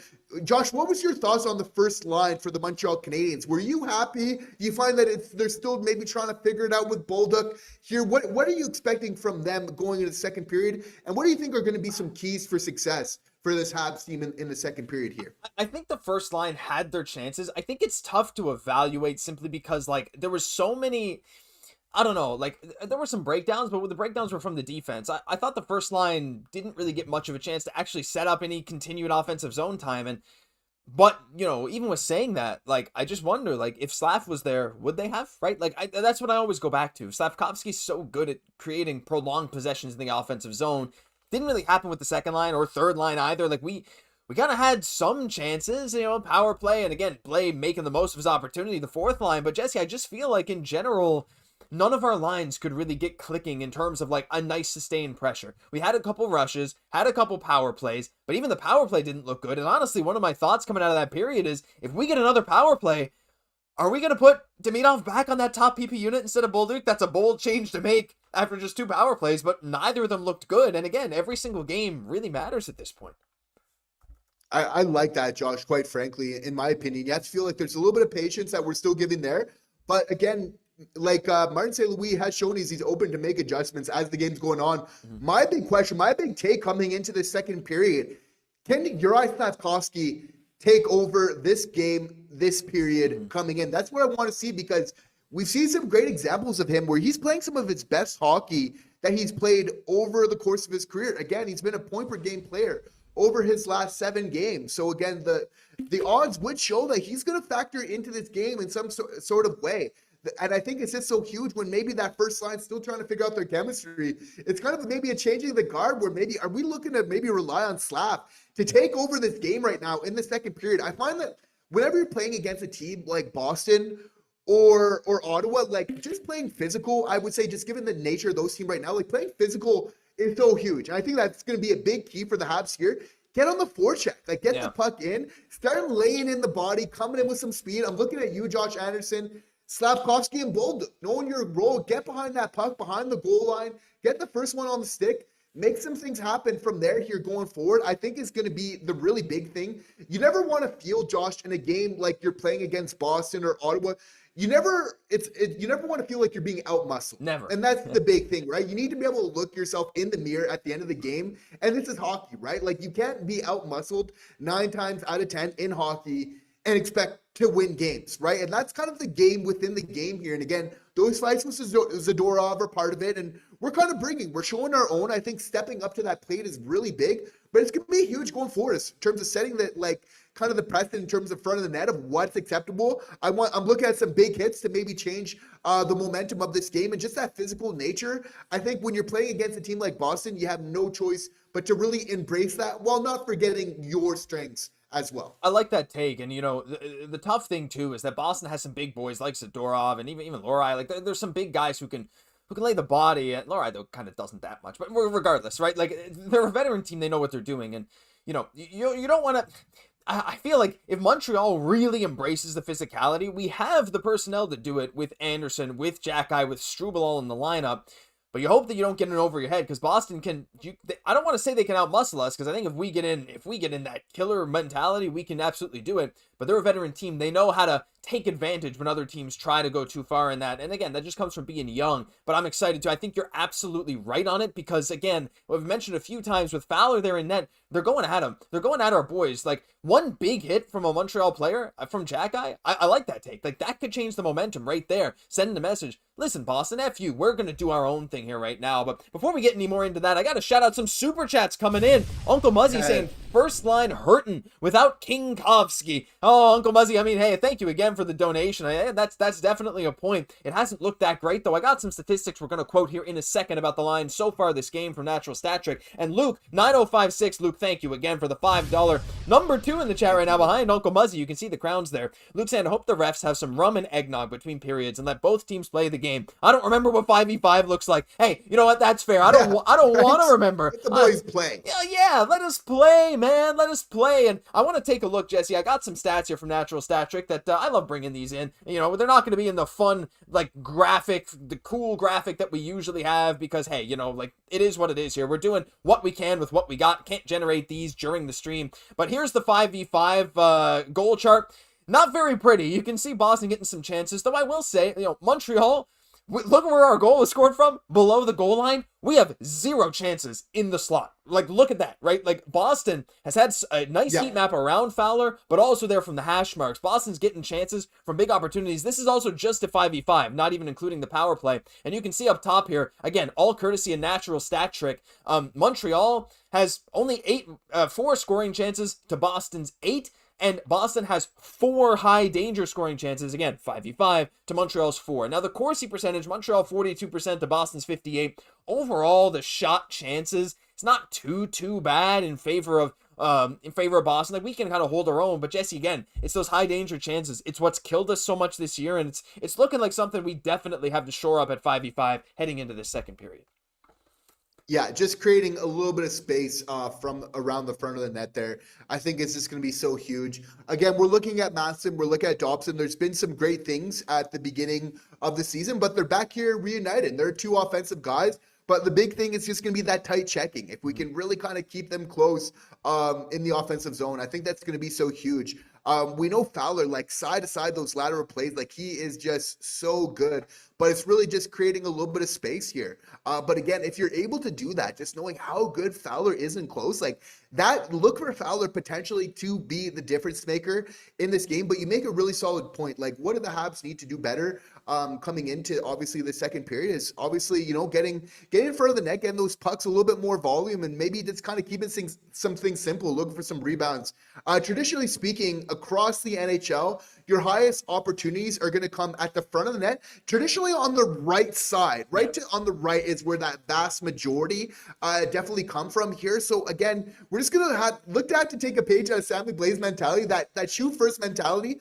But Josh, I just like that we're getting like that depth scoring. For me, that's really encouraging. Like, if we can just get 1-2 goals like we saw, like, you know, even just the other night, like, because, Josh, like, we can bet our top 6, like, is it going to be Slav? Is it going to be Kapanen, Demidov? Is it going to be some first line? One of those 2 lines in the second period here is going to contribute. If we just continue to get a little bit of that depth, you know, Blais, maybe Deneau, as you had kind of called earlier, that's what's really going to be the difference to get us over the hump in this game to truly win this one. Yeah, there's a lot of things that, like, you know, we want to have come together. But again, like, this is again, Danault's first game with the Habs in years. Like, that's going to cause some, not chemistry issues, but it's going to take a bit of time to get used to. Engstrom coming out of the lineup for the first time in a little while. Beck coming out for the first time in a while. Veleno was hurt and coming back in. The lines are shuffled, and the power play unit, top one, has changed. There's a lot of change coming into this game, despite, we have a week off. Like, I'm a little surprised at how much we decided to change for this one game, but game in the system, I'm thinking that Montreal probably saw something with the way Boston's penalty kill is set up, which is probably why we decided to put Bolduc in the bumper. I'm assuming they're seeing something that'll allow him to get more chances, but I did want to shout out the top line, because for as much as we say it didn't look quite right in this game so far, if you go to natural stat trick, which is where I am right now,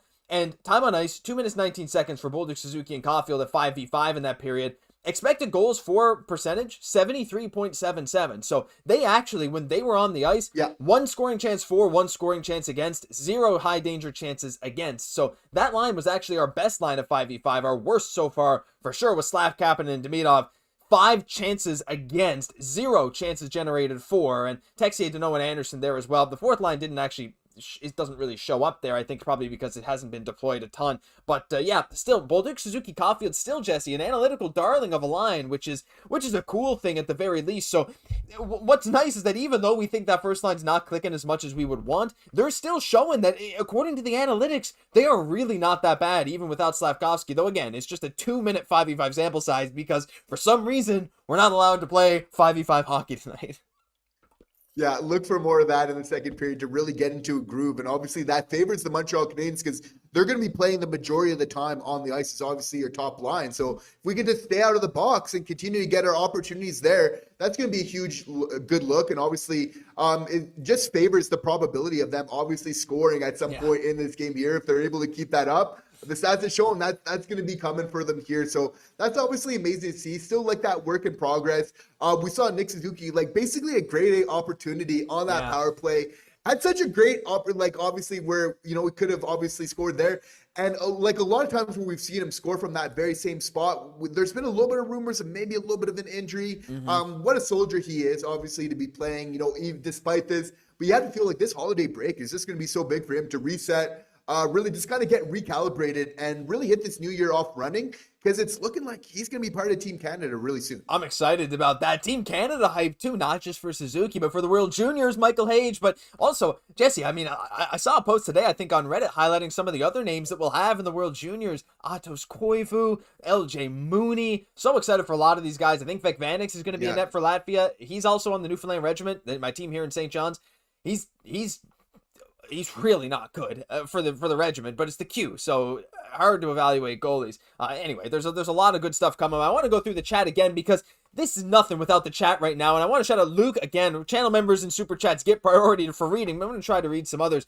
Luke saying, I think David's having more than just eggnog. LOL, Suzuki is everything. Absolutely. Zip tie Jesus. Are you talking about David Savard? I must have missed something there, but hey, regardless, whoever David is, hope you're enjoying yourself. Blay goal was awesome. That angle was fire, says Zip tie Jesus. And yeah, I mean, right off the back of his head, incredible shot. And Luke saying Fowler's hair, though, Jesse, it's a shame that I no longer have the Jacob Fowler hair after the recent haircuts. So, I probably should have kept it at least for this game, but yeah, hold on. No, I can't get this part curly. Hold on, let's see if I can get it close. If I do that and then we go here, is that close enough? I feel like that's kind of close. Yeah, it's not bad. Yeah, and is there a relation between? There's been some rumors of a possible connection between yourself, Fowler, and Caufield. Yeah. Can you deny or maybe confirm these rumors here today, Josh? Well, I'm just gonna say this. No one here has ever seen me and Jacob Fowler or Cole Caufield in the same room. There is a problem that they are playing a game that we're watching on TV right now. But for all you know, I have a camera inside my helmet, and this is just green screened. So I could be talking throughout the whole game. So can't confirm nor deny. None the wiser. Right. No, right. Can you imagine? That would be cool. But no, that is what it is we're approaching the second period. And, Jesse, maybe we'll have to save the Bryce Pickford stuff for the second intermission, because I think if we get into it now, we might not have time before the second period starts. But there's a lot of good news for Montreal and fans, huh? And Drouin. So, Jonathan Drouin? Do you see that one too? Hold on. I don't know. I don't think I see that one, Jesse. And I don't love that one as much. But look, there's still a lot of love for the Habs right now. A lot of good stuff coming. And honestly, the World Juniors, to me, like, I think we might have to do some nice little post-game analysis for a lot of our prospects there. We saw how good the World Championship did with Juraj Slafkovsky. I think there's going to be a lot of Finnish fans for Atos Koivu, a lot of fans from all over. Latvia has some pretty great fans. In fact, Vanix plays well, so I'm actually really looking forward to that. Yeah, ahoy to all of our Slovak fans. Yeah, it's going to be amazing. We're looking forward to the World Juniors coming up here. Of course, we're going to be covering that. Hage is looking to factor into the top six for the Montreal Canadiens. And again, it's just giving us a little bit of a preview of what we could potentially see. And again, like the experience that he's going to be getting at the World Juniors is just going to be so important for his continued development along here with the Montreal Canadiens, where he looks to be playing in quite a short order here. So nice to see him getting the hype. And again, this is a player where he missed out on this team, right? And that's a little bit of a chip on his shoulder, been a little bit of a motivation for him, where he's just come out and he had a great year last year in the NCAA, Big Ten Rookie of the Year, and he's just come out and just improved on that, looking even better, playing with some of the best prospects in the world, and looking like he completely belongs, looking right there in step with all of them. It's looking really like right now, like Hage for me is just becoming like more of like a blue chip prospect of like somebody that you could really rely upon him, Josh. Like his floor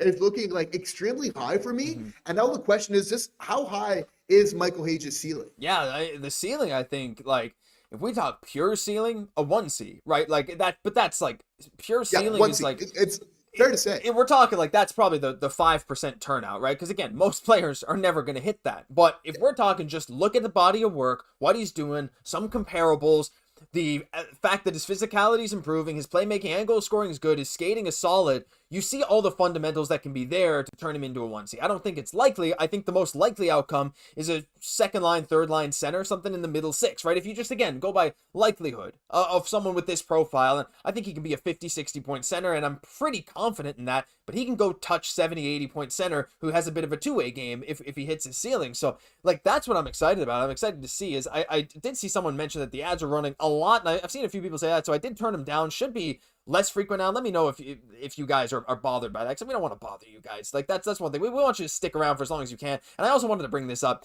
just because someone said they think I look like him. I don't see it. I mean, the hair though. I think it's the hair again, Jesse. Because he's got a more good flow. It's good flow. Yeah, it's a good flow. He got the brown eyes, maybe the eyebrows. I don't know, the nose. Hold on. I don't know. We'll see. You judge for yourselves. We're ready to start the second period here now, so we're going to get back. Oh, Jesse, I'm excited for this one here now. We're going to get the time right back up there. We're going to get period, second, adjusting all of this stuff. 20 minutes left in the second period. And Josh Anderson, 1 shot and 440 time on ice in that first period, on track to play almost 15 minutes tonight. I mean, that line, I think, at 5v5 is going to be interesting. The Danault line. I'm interested, Jesse, to see how they deploy that Danault line against some of the top Bruins lines. And I'd be interested, again, at the end of the game to look and see, like, hey, did Phil Danault play more minutes against someone like a Pastrnak than maybe other lines? And I think that's something that Marty is probably taken into consideration. That's what I'm looking for, because I feel like with Boston, again, if you can kind of neutralize somebody like Pastrnak, that's a big part of your success here. So again, like Danault, infamous for doing that during his time here with the Montreal Canadiens, as we're dropping the puck here in the second period. We're having so much fun at this watch along. If you guys are having fun, we invite you to consider hitting that subscribe button. We're having so much fun doing this. We're going to be doing more of this here going forward. We love just going live, interacting with you. So thank you guys so much for your support here today. We truly appreciate it. Yeah, so like you can see the subscriber count there, and hey, we'd love if that kept going up. So thank you so much. I'm also adding a bit of ambient music. Let me know if it bothers you guys in the background. It's something that we found. We've done some watch-alongs on other channels. People like it. So add some suspense. We can't hear it, but you guys can. Some nice little music. Real Milton Bradley music. Watch-along. Jason Patrick. Next period is crucial. One of the worst second period teams in the league. Need to limit the shots against. And Montreal is getting going. Pass right in front of our own net to start. What a way to start this period, as it looks like. Oh my goodness. I mean, bit of a chaotic start to this period, but absolutely, Jesse, second period has made or broke the Habs a lot this year, and this is a crucial moment for the Habs as Phil Danault bobbles the pass at center, comes back to the Habs own zone to Arbor Xhekaj. He cycles it over to Jaden Struble, and Montreal's looking to break out again. I think, again, striking early in this period would be absolutely huge as Struble rips it on net, and we're going to get some sustained pressure here as Texier gets the puck in the corner, but gets absolutely leveled. Puck shot on net by Anderson. It's Danault who goes in, grabs the puck. Yeah, it's kept in at the blue line, I think, by Struble, though it looks like it's bouncing out now, and Boston goes the other way. I mean, that line right away to start the period, seeing Danault out there, and I kind of like it as there's another high-danger chance on Fowler, and he makes the save. I mean, Jesse, I don't think there's been a single dull moment in this game. Like, I feel like if you breathe for 2 seconds, you're missing something here. Which, again, that was a big opportunity here, a huge save for Jacob Fowler at the beginning of a period. We have to, again, we don't want to underestimate like how big of a save that is early on in the period. But the Montreal Canadiens are playing with pace to begin the second period, which I'm really loving to see. Again, Martin St. Louis may be speaking to them. We know the second periods haven't been the best for us, so this is going to be a really big period. We got to go. We got to bring it here in the second. But Josh, I'm loving that, just like a little bit of urgency. The Habs also, getting a good chance early on in this period as well, where they're looking again, like we talked about the intermission, to get some pucks on net and just maybe look for some rebounds from there. Yeah, absolutely. I mean, that was upon replay. My goodness, what a save by Jacob Fowler once again, in tight on a breakaway on Tanner Jeannot. I mean, incredible play. Fowler is saving us in this game. I got to go look at the goals saved above expected soon here. Money Puck keeps track of that, updates every now and then. I mean, in a few minutes, I'm going to go have a look, but you got to imagine, once again, Fowler's had a few goals saved above expected. Some incredibly high danger chances Montreal's given up. A few bad turnovers. That's almost another one right there, as Suzuki does get it and keeps it around the blue line. He chooses not to dump it in. I don't know, it feels like we're a little disorganized to start this second period, Jesse, but here we go. I'm seeing some people excited in the chat. Might have to take a look at the game right now. There's a play along the boards as Montreal looks to win the puck battle. We're seeing Bolduc is heading off for a change. Boston passing in front of their net, looking to break out. I think a goal might be coming based on what some people are saying. Oh my goodness. Let's have a look here. Okay, Boston. Oh, Demidov picks up the puck. He skates it all alone on the break. Ivan Demidov in, breakaway scores. That's how you do it, baby. Woo! The demigod is in. I gotta see the chats. Score from Ivan Demidov. We sent all channel members, send your Demidov emote. We said strike early. The quick hands in tight. That second line. Doesn't matter if they're getting K5E5, Jesse. This is how you start a second period. And we needed that one again here after a big opportunity against Fowler. He's able to close the door. And what do you know, right on the spot, Ivan Demidov showing a lot of pace. But how good are these hands here? Kucherov-esque here on the breakaway. Again, beating Fowler maybe a couple times on this here. Shout out to his KHL, VHL days where he's just really taking it, choosing where he wants to put it at the back of the net, tying this game at 2-2. Unbelievable. And you did see Texier go down the tunnel right there. So maybe another injury coming to Montreal as the puck is dropped after Ivan Demidov scores again to go up there at the top of rookie scoring. What an incredible, incredible goal from Ivan Demidov. And we got to shout out the chat because the chat's been going crazy, Jesse. We got some more donated memberships, 5 more from Luke for the Ivan Demi goal. Again, if you are now a channel member, thanks to Luke, send those demigod emojis. I've only seen a few of them. I see Mark sending them. I see Milton Bradley sending them. We need to see some more. And if I read your name, you're now a channel member courtesy of Luke. Richard Antone 1597, Twister Cards, Emil LF, and what else we got? We got the Midnight Moon and Zach Duffett. Send those emojis, all those demigod, and Uncle Muzzy also.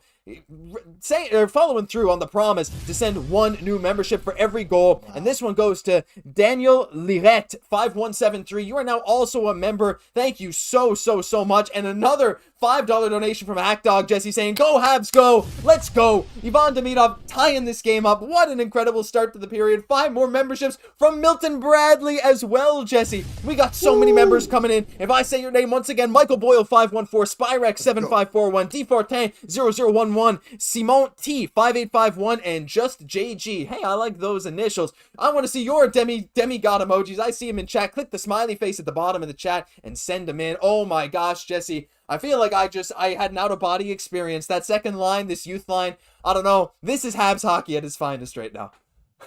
And like we're seeing the future as well, right, of Ivan Demidov and really the difference maker that he can be on this team. And like, again, no disrespect to Cole Caufield, Nick Suzuki, but we needed that influx of like really that dynamic player to this team, because you could argue that's the one thing that was holding us back of just having that pure number of just like talented players to really take that next level.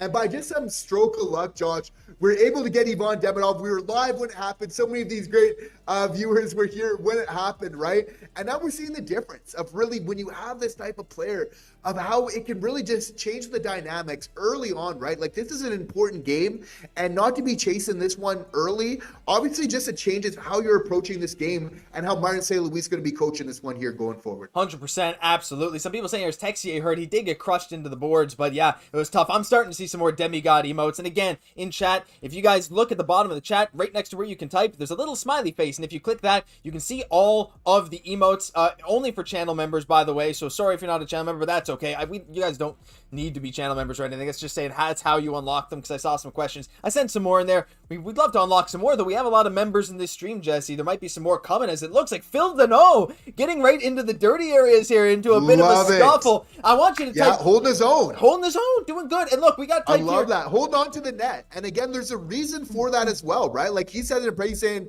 this is our net. We're going to be in your kitchen all night long. And there's something that matters there. Like he's holding on to it for a reason. Again, that's the game within the game. And unless you're a vet, you're not quite having the kahunas to maybe do that night in, night out here. Like, you just need to, again, playing the hockey and even kind of that respect, right, that kind of comes along with being a vet in the league. Like, to know is like, I personally love to see that. And when I look at a team like looking to make the playoffs, the very tight Atlantic, I see plays like that and just that type of gamemanship.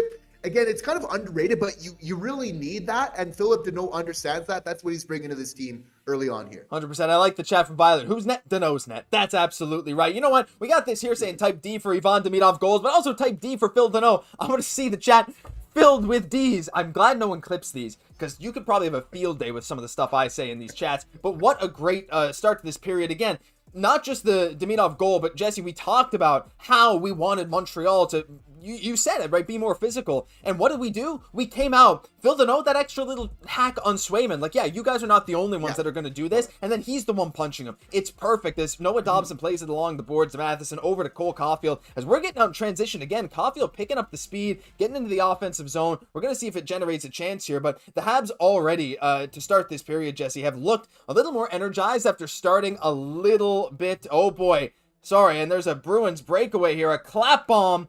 And, oh, no, it looks like Fowler made the save, but is there a penalty coming? I'm going to have to wait and see, but Jacob Fowler once again making the save. But, hey, looking a little more physical after a bit of a discombobulated start. Yeah, and maybe a tough one for Matheson where he maybe wants to get that ground ball there on the ice. But, again, playing with some pace, which is really nice to see. Big from this team here. Again, playing with that urgency, I think is what we just want to see from this team kind of night in, night out. Again, Deneau's the kind of guy that plays at that urgency and, again, you know, can maybe bring that into that second period here, which is just, you know, so important for this team right now.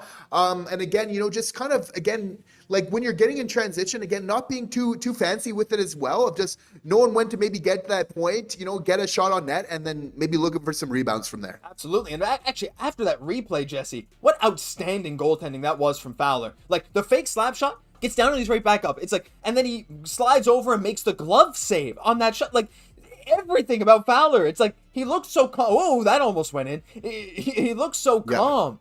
And then but then you watch the replay, you're like, how did he not freak out and die for that? That was so perfect. What an incredible play by Jacob Fowler. This guy, I don't think it's a stretch to say it, Jesse. Even though he's given up 2 goals on 19 shots, Fowler may be our best player so far tonight. Oh, you'd have to say that for sure. And it's almost one of the things we're noticing from Fowler, like how quick he gets up and down really so quickly, and also how he protects the front of the net. As a goalie, you got to be thinking 9 times out of 10, somebody's coming in the slot, they're looking to pick a corner, right? So he's still doing a really good job of eliminating that, those opportunities from there. But obviously, just like there's so much technique in terms of what he's doing, along to just go with like that fire as well, that compete, which has always just been such a key to his success. 100%. As Josh Anderson's in the penalty box, is this going to be another power? I swear, man. I don't know. Anyway, we're going to have to see, but I want to go back to some of the chats here. We got a lot of D in chat. He's pissed. Yeah, he's ref not calling nothing for the Bees. I mean, that's true, too. Jason Patrick, ha. Boston with 3 shots to the face of Deneau and no call. Absolutely agree. That should have been a roughing, especially with some of the BS that's been called on Montreal. Very true, Mark. Real Milton Bradley, we like D. The fix is in. Okay, yeah. Luke saying, these two put a lot of work into these streams. We should all show our love if we're able to. If not, I got your back. Look, Luke, thank you so much for even saying that. Like, we don't need you guys to send donations or become members or anything. Just you watching us is seriously support enough. But again, if anyone is so gracious, like yourself, Luke, like Milton Bradley, like Uncle Muzzy, anyone else, Mark, I can name every single person in this chat right now to help us, you know, financially keep these things going. Hey, it is very appreciated. Just know that even if you're just watching and you're not even commenting, we see you and we thank you for being here, because this is just a ton of fun to do, Jesse. We're talking about the Habs in a 2-2 game right now. What a pleasure it is to be able to share this, not only with each other, but with all the fans. Like, this is just so much fun I'm having right now. It is. It really is. And thank you, Luke, and everyone else. Shout out to Violet. Shout out to Ray. All those people that are supporting the channel all the time. We do appreciate it. We're looking to constantly up our production, right? Like, look out. We're going to have some updated stats cards real time on what's going on in the game. So we're looking to always bring you the cutting edge. So some very exciting things here coming. Obviously, we're going to be looking forward to doing a lot more of this here going forward.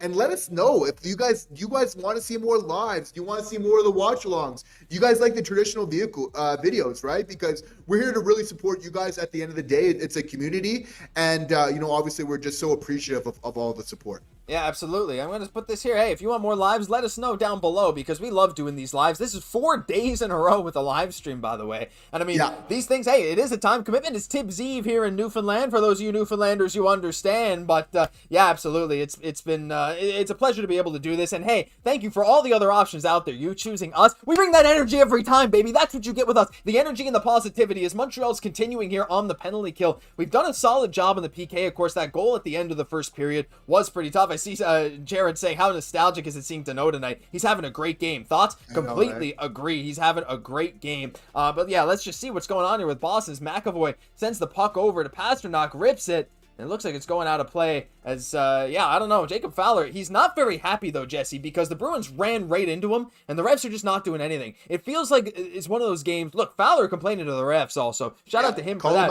But let's watch this replay, because I did not like that. We were talking when we were seeing it there, but the stick, it's Pasternak's stick, stabs Jacob Fowler in the throat, and it's nothing, because it's Boston, and it's not Montreal. That would be a penalty every single time on the Habs. Right. What is that? I mean, look, again, I'm not going to blame the refs, but that's some Bush League stuff.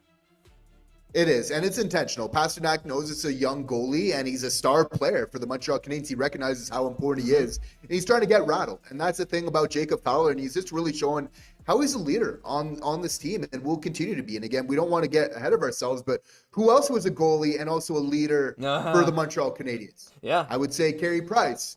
I would say Patrick Roy. I would say Ken Dryden. And again, Jacob Fowler, again, is standing up. And you don't want to underestimate if sometimes being able to talk to the refs of how that influences their decisions and what they allow in a game when you're able to toe that line in a respectful way. But again, kind of let you know what's kind of acceptable and what's not. I think it's just so important in setting a precedent as a young goalie in this league. Absolutely. As Boston's got some extended offensive zone time here right now on this power play. Another shot Fowler saves. He's had a tough night in net right now as Montreal gets the clear, and that'll be it for the Boston power play. Another great kill. Fowler with another great kill. Let's just be honest with ourselves. Montreal, if we can win this game, Jesse, we'd fight through so much adversity, right? So far, Texier goes out injured. Some lineup changes. There's a flu going around the locker room right now, as Marty St. Louis said. We're not getting any penalty calls. Fowler is getting stabbed with sticks all night long. And yet we're still in a 2-2 game right now. And Montreal's had a solid second period as Lane Hutson crosses over center ice and takes it into the offensive zone himself. A nice cross ice seam pass to Caufield. The shot does not go in. It was a nice save by Swayman. But again, this first line creating chances, Jesse. But guess what? First line getting a chance all started by who else but Lane Hutson. So again, he is one of these guys that can absolutely be a catalyst at any point to get a surprise goal and really put Boston on the back foot. And skating is going to be the key for the Montreal Canadiens. You see, as soon as they get on their horse, and there's seems to be a lot of open ice there. So it's going to be about taking advantage of that, picking your right spots. But again, those are some good looks, and we've seen that to Caufield, to Nick Suzuki. That's going to be clicking at a certain point. They're looking to go cross ice once they're entering the zone there. But again, that if they just continue to play with that pace, that seems to be the key to success for the Montreal Canadiens here tonight. Pace has always been something that we were talking about, right? I see some great chats. Uncle Muzzy, refs had 2 shots of vodka before the game, maybe some eggnog in there too. Pound Rusted Steel Manager, are the refs named Sam, Norman, Cliff, and Woody from Cheers? Seems like it. Maybe they're celebrating Tibbs Eve themselves. We got 4. No, I don't want to say 4 Newfie refs. Wait, that'd be a bad thing. No, they're not Newfoundland refs. Of course not. Nope, never. Milton Bradley, when there's a lot of money, there's corruption. Simple math. Look, I'm not gonna go that far. I will say that has been on my mind more than ever across all sports as we do head into our TV timeout. So we're at a little break here in the period.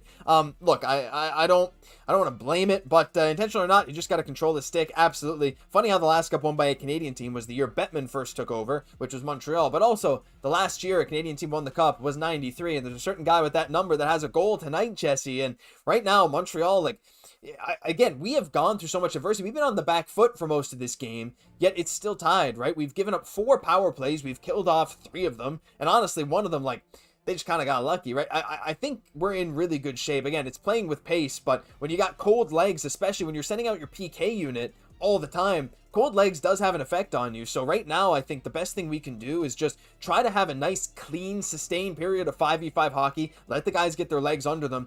Just kind of calm it down and then go for it. But hey, and then you have guys like Lane Hutson who out of nowhere is boom, offensive chance. So, you know, that's also that nuclear aspect that we have, thankfully, on the team as well.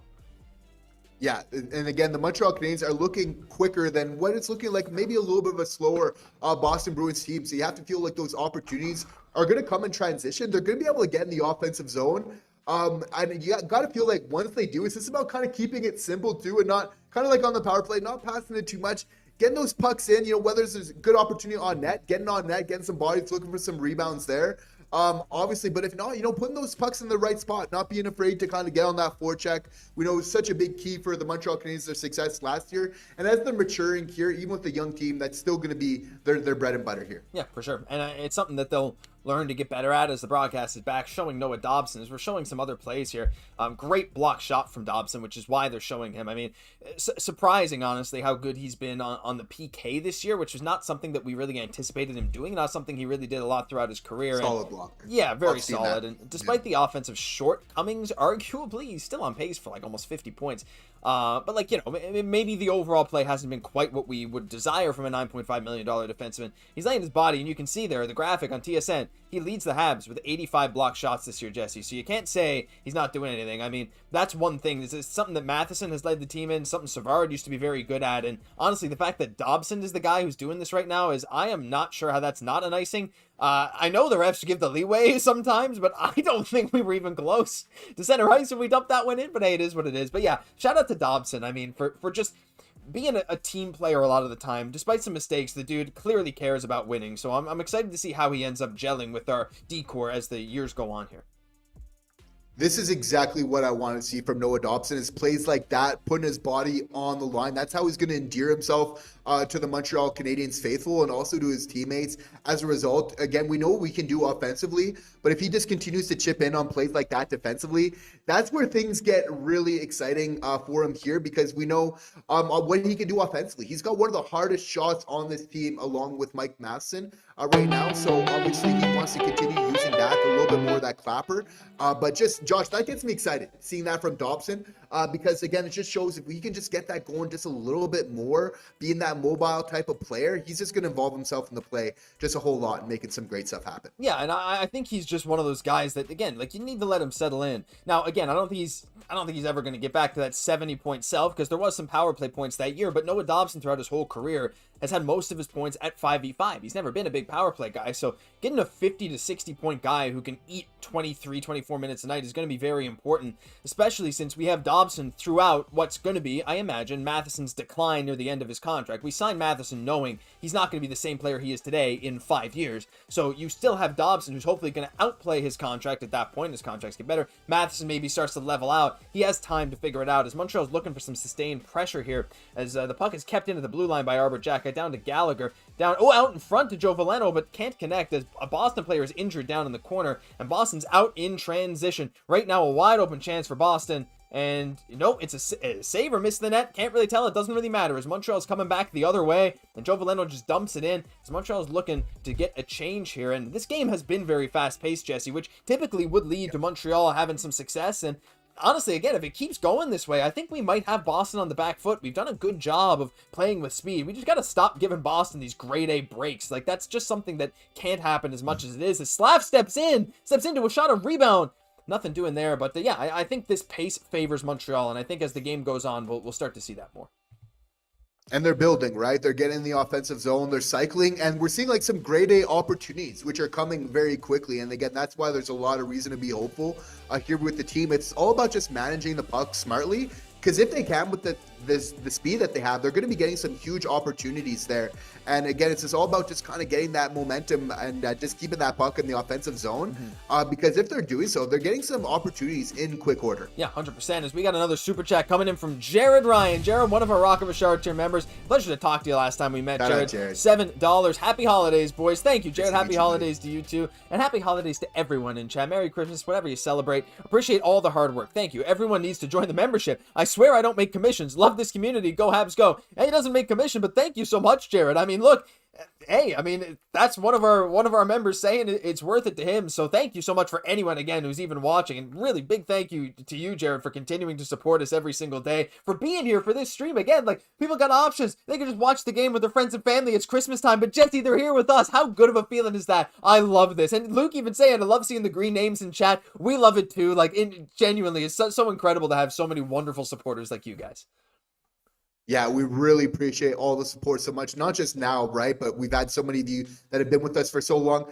Jared, it's so nice getting to know some of our members, for being in the chat. I want to hear your band, Jared. Send it in the chat. I'd love to hear it. So nice to get to know some of our channel members, but obviously just from these lives, right? Like, some of these names that come up that we just started to get seeing over time. Obviously, you know, these grow into real friendships. We're looking to do some exciting stuff in the future with some in-person things here coming up. So obviously, we're so appreciative of our community. Absolutely. As Juraj Slafkovsky is having an incredibly dominant shift right now, just skating everywhere he wants to go with the puck, creating, again, a nice sustained pressure from this Slafkovsky Demidov Kapanen line, and it doesn't end with a goal, but it ends with a nice shot on net and some good effort from those guys. And Slav is doing what we need him to do, right? Juraj Slafkovsky being that power forward, finally playing with the freedom that we've wanted him to play with. There's a bit of a scuffle at the blue line there as Anderson looked like he was interfered with. If Slav is interference, that should be interference. And again, this line with Dano Anderson and what was Texier, what is now Gallagher, because we've had to shuffle the lines around a bit,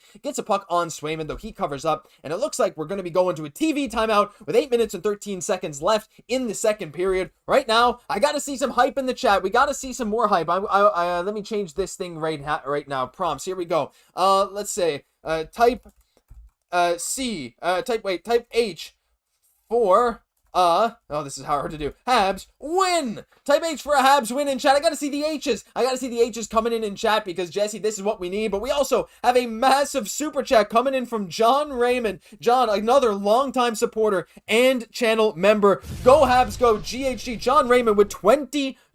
John, thank you so much. Just saying thank you for a great 2025 and an even better 2026. GHG. Jesse, we got so much good stuff coming in 2026, and it's fans like John who make this so worth it. I see the H's. I see the GHGs. Leave some love for John, please, everyone. Send W John in the chat. Thank him so much for sending that. But absolutely, Jesse, it's been a great 2025. Oh, there goes Jesse. Jesse just dipped out. He's coming back. Jesse's back. He's back. Hello, he's back. Welcome back. We're back. No problem. Big thank you to John. Big thank you to Luke again with the $2 super chat saying H. Jesse, I'm so excited for 2026. I mean, this 2025 flew by, but it has been an incredible year of Habs hockey, and I'm so excited for some more. And a lot of reasons to be excited. You have to feel like Noah Dobson, aforementioned, as he's coming into this team, still a new addition. Yeah. We've only seen the tip of the iceberg of what he's capable of. We got second half Slav. We got Demidov coming into his own. We got Caufield on pace for one of the best years in one of his best careers so far. Years in his career so far. Same with Nick Suzuki. There is just so much to look forward to. And again, you have to feel like if we can keep this up and maybe just start improving a couple things, Josh, we're going to get in the playoffs. And with the team, with the Atlantic being so tight right now, if you can just get in there, you have to feel like it's anybody's kind of opportunity, which makes things really excited if you can get in. Yeah, 100%. Like, really anyone's opportunity is we're now seeing a stat, most career points by Victoriaville Tigre, then Phil Deneau is third. Okay, cool. Great stat. Not many players coming out of Victoriaville right now in the NHL, but absolutely anything can happen. It's anyone's game right now and anyone's season. This is an incredible Atlantic division. Real Milton Bradley saying, Luke, Rusted Steel Manager, Habs turning it on. We got some Swayman chants in the chat right now as the Habs come back in again. And my goodness, it's been an incredible period for Montreal here, at least in the second half. What did we say, Jesse? We just needed a little bit of sustained 5-on-5 hockey, and we're getting chance after chance right now. or I should at least say possession after possession. Oh, here we go. We got Uncle Muzzy coming in with the $2 chat again. Thank you so much, Uncle Muzzy. Pizza Man, I summoned thee. Score a dirty, nasty goal. Oh boy, wouldn't that be nice if Phil Deneau scored a dirty, nasty goal for Montreal in this game. And again, though, Jesse, like every line here, these mishmashed third and fourth lines, they're really doing their best to keep some sustained pressure, keeping some pressure off our top lines, and I think that could really pay off, especially as we head into the third period and even the end of the second here, where we really get a chance to cement ourselves. If our bottom six is making them work, that just opens up the door for our top six to get a nice goal or two. And being the better team 5v5, you have to feel over the course of the game. If the refs can keep the whistle away here, it's going to be huge. Again, a huge check by Gallagher. We want to see that increased physicality by Xhekaj right on cue in the second period, just being so huge. Arbor is looking to lay the body at every opportunity, knowing what his role is. Again, so huge for this team. We need to see Gallagher, especially in a game against the Boston Bruins. We need to see Gallagher, guys like Anderson, Xhekaj, Bolduc as well, really bringing it here. That's their bread and butter, so they're going to be key in this game here going forward. For sure. And hey, as Pal says in the chat, only way you beat the bigger teams is you got to hit him. Mark Orr saying Arbor getting some nice hits in now. Yeah, he really is. And Jesse, we haven't really seen this version of Arbor, like, I feel like this year, like where he's just laying the body time after time. But you have to wonder if there was a message sent in the first intermission of like, be physical with these guys. Same things we were saying. Xhekaj's come out here, and I mean, look, he had that fight in the first period, but that hit there, like, to me, that's a signal. Like, he is ready to go, and he's dropping the body like Alexei Emelin. Maybe not quite to that level, but I mean, that's what we kind of want from him, right? And if he can bring that boom, players get scared of him. That anti-gravity I talk about. So I like it. As there's a little chance that Montreal maybe had a chance to break in there as Mason Lohrei, I think, recovers the puck, and Caufield gets bumped away from the puck pretty heavily. No call, no surprise there. As Boston comes in for some offensive possession time, Demidov is guarding the puck. We're gonna have to see what's gonna happen here as Boston is getting another opportunity. They're first in a little while where they've had more than a few seconds of sustained pressure. But oh my goodness, the work from Juraj Slafkovsky, Jesse, pushing away the Bruins player, knocking him off the puck. That's been something he did last game too. I mean, Slav's physicality has been very underrated, I think, by people who maybe don't watch the Habs, as Demidov keeps this play alive. And keeping them further away from the net in the second period, which is so huge. We're seeing in that defensive coverage, which is so huge, and we're able to transition the puck out very quickly. Now we're getting a solid opportunity ourselves here in the offensive zone. Well, wait a minute. There's got to be a penalty coming for that, right?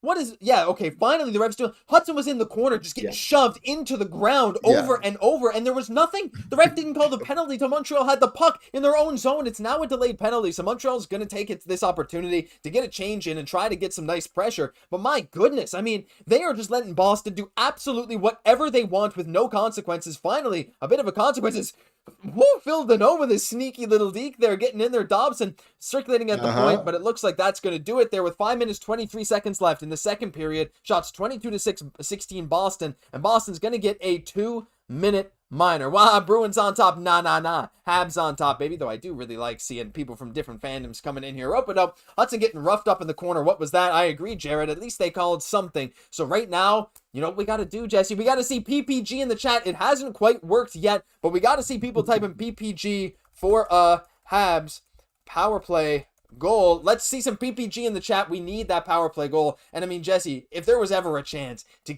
set the tone for this game heading into the second half of this game, this is it. Finally getting a chance on the power play for the third time tonight.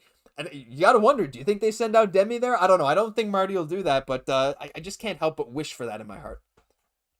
Yeah, it's about not forcing and just going to give you what Boston's going to obviously give us here. It's about creating, you obviously look for those grade A's, but need to be going with the flow and maybe not forcing the bumper as much here. Good chance that we're going to see Bolduc here on this PP here coming up. But you have to feel Demidov again with that goal they scored earlier on the game, just showing how much of an effect that he could have on that PP1. I think that for me, it's just a matter of time. Like before he gets back there, I'm okay with Bolduc on the first line, Josh.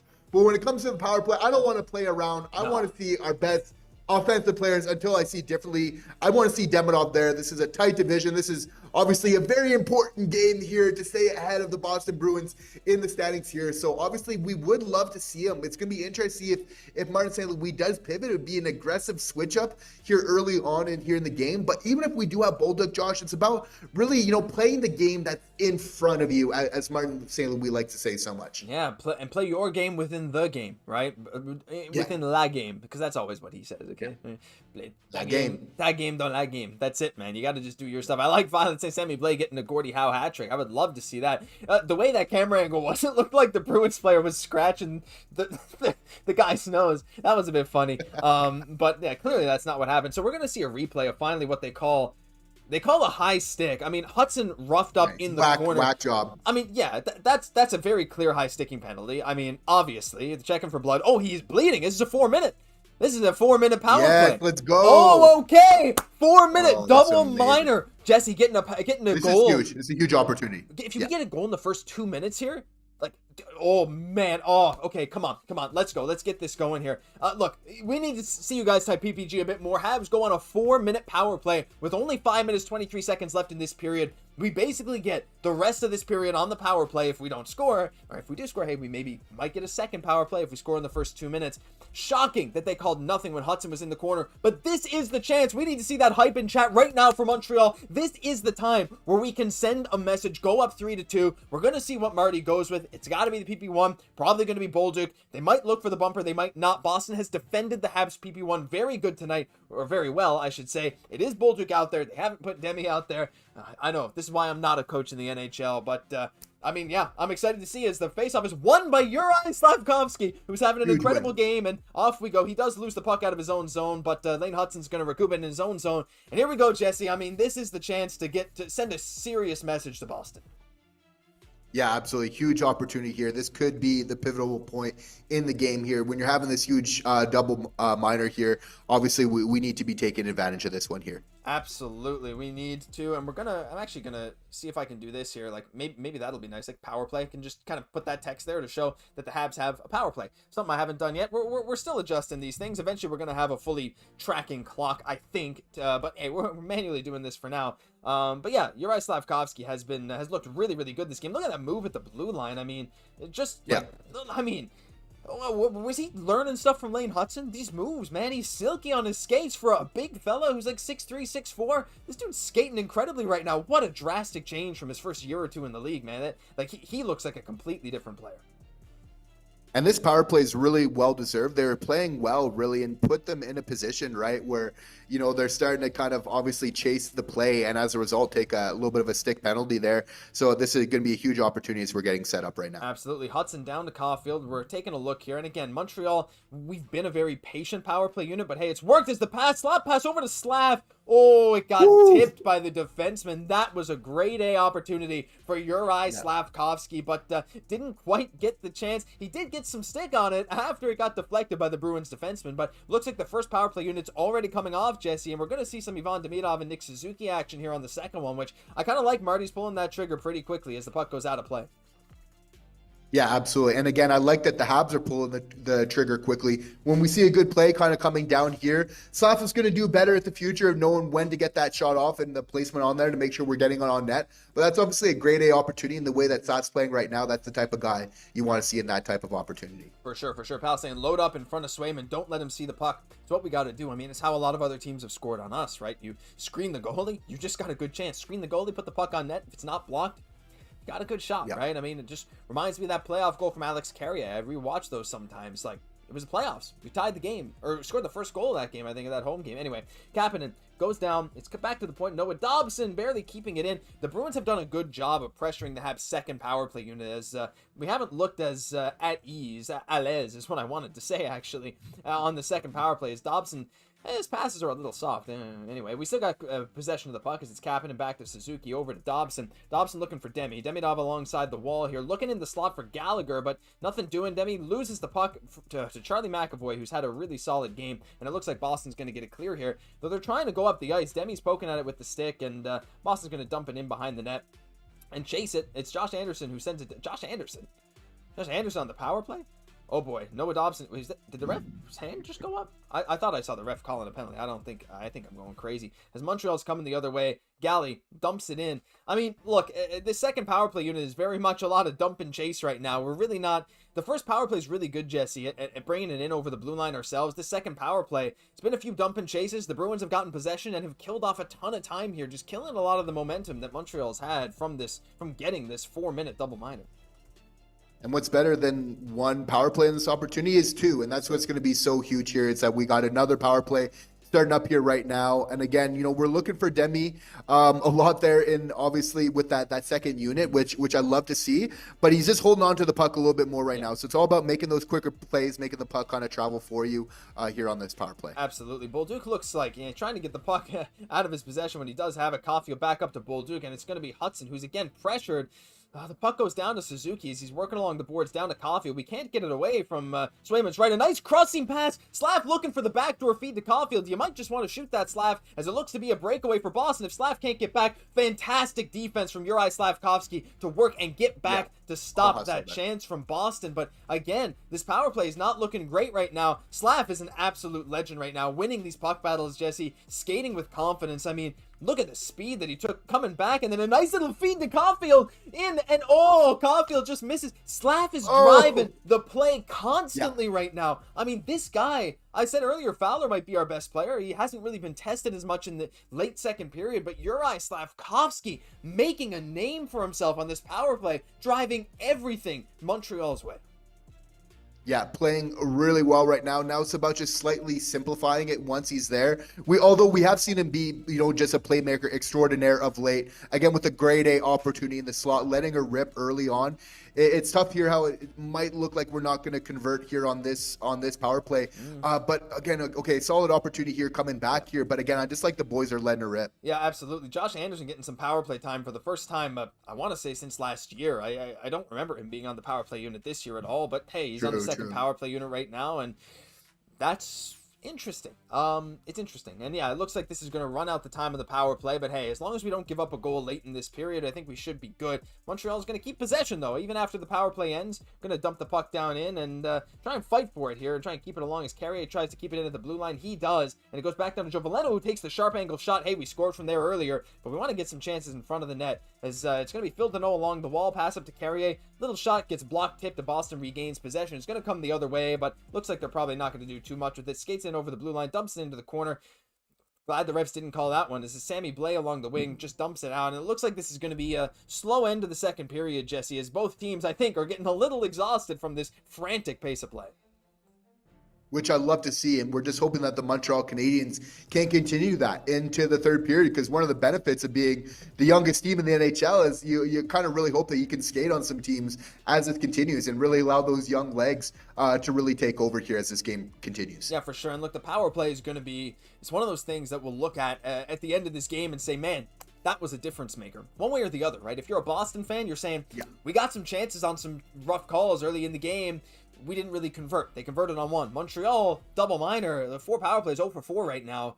You're like, man, maybe we should have converted, right? So there's some give and take here with that, but special teams are always up and down, right? And a great power play is 25, 26%. Montreal's 27% this year coming into this game, and that's 6th in the NHL, and that's 1 in every 4. We're 0 for 4. It's not that far away from it, right? We get a goal in the next power play, 20% on the game.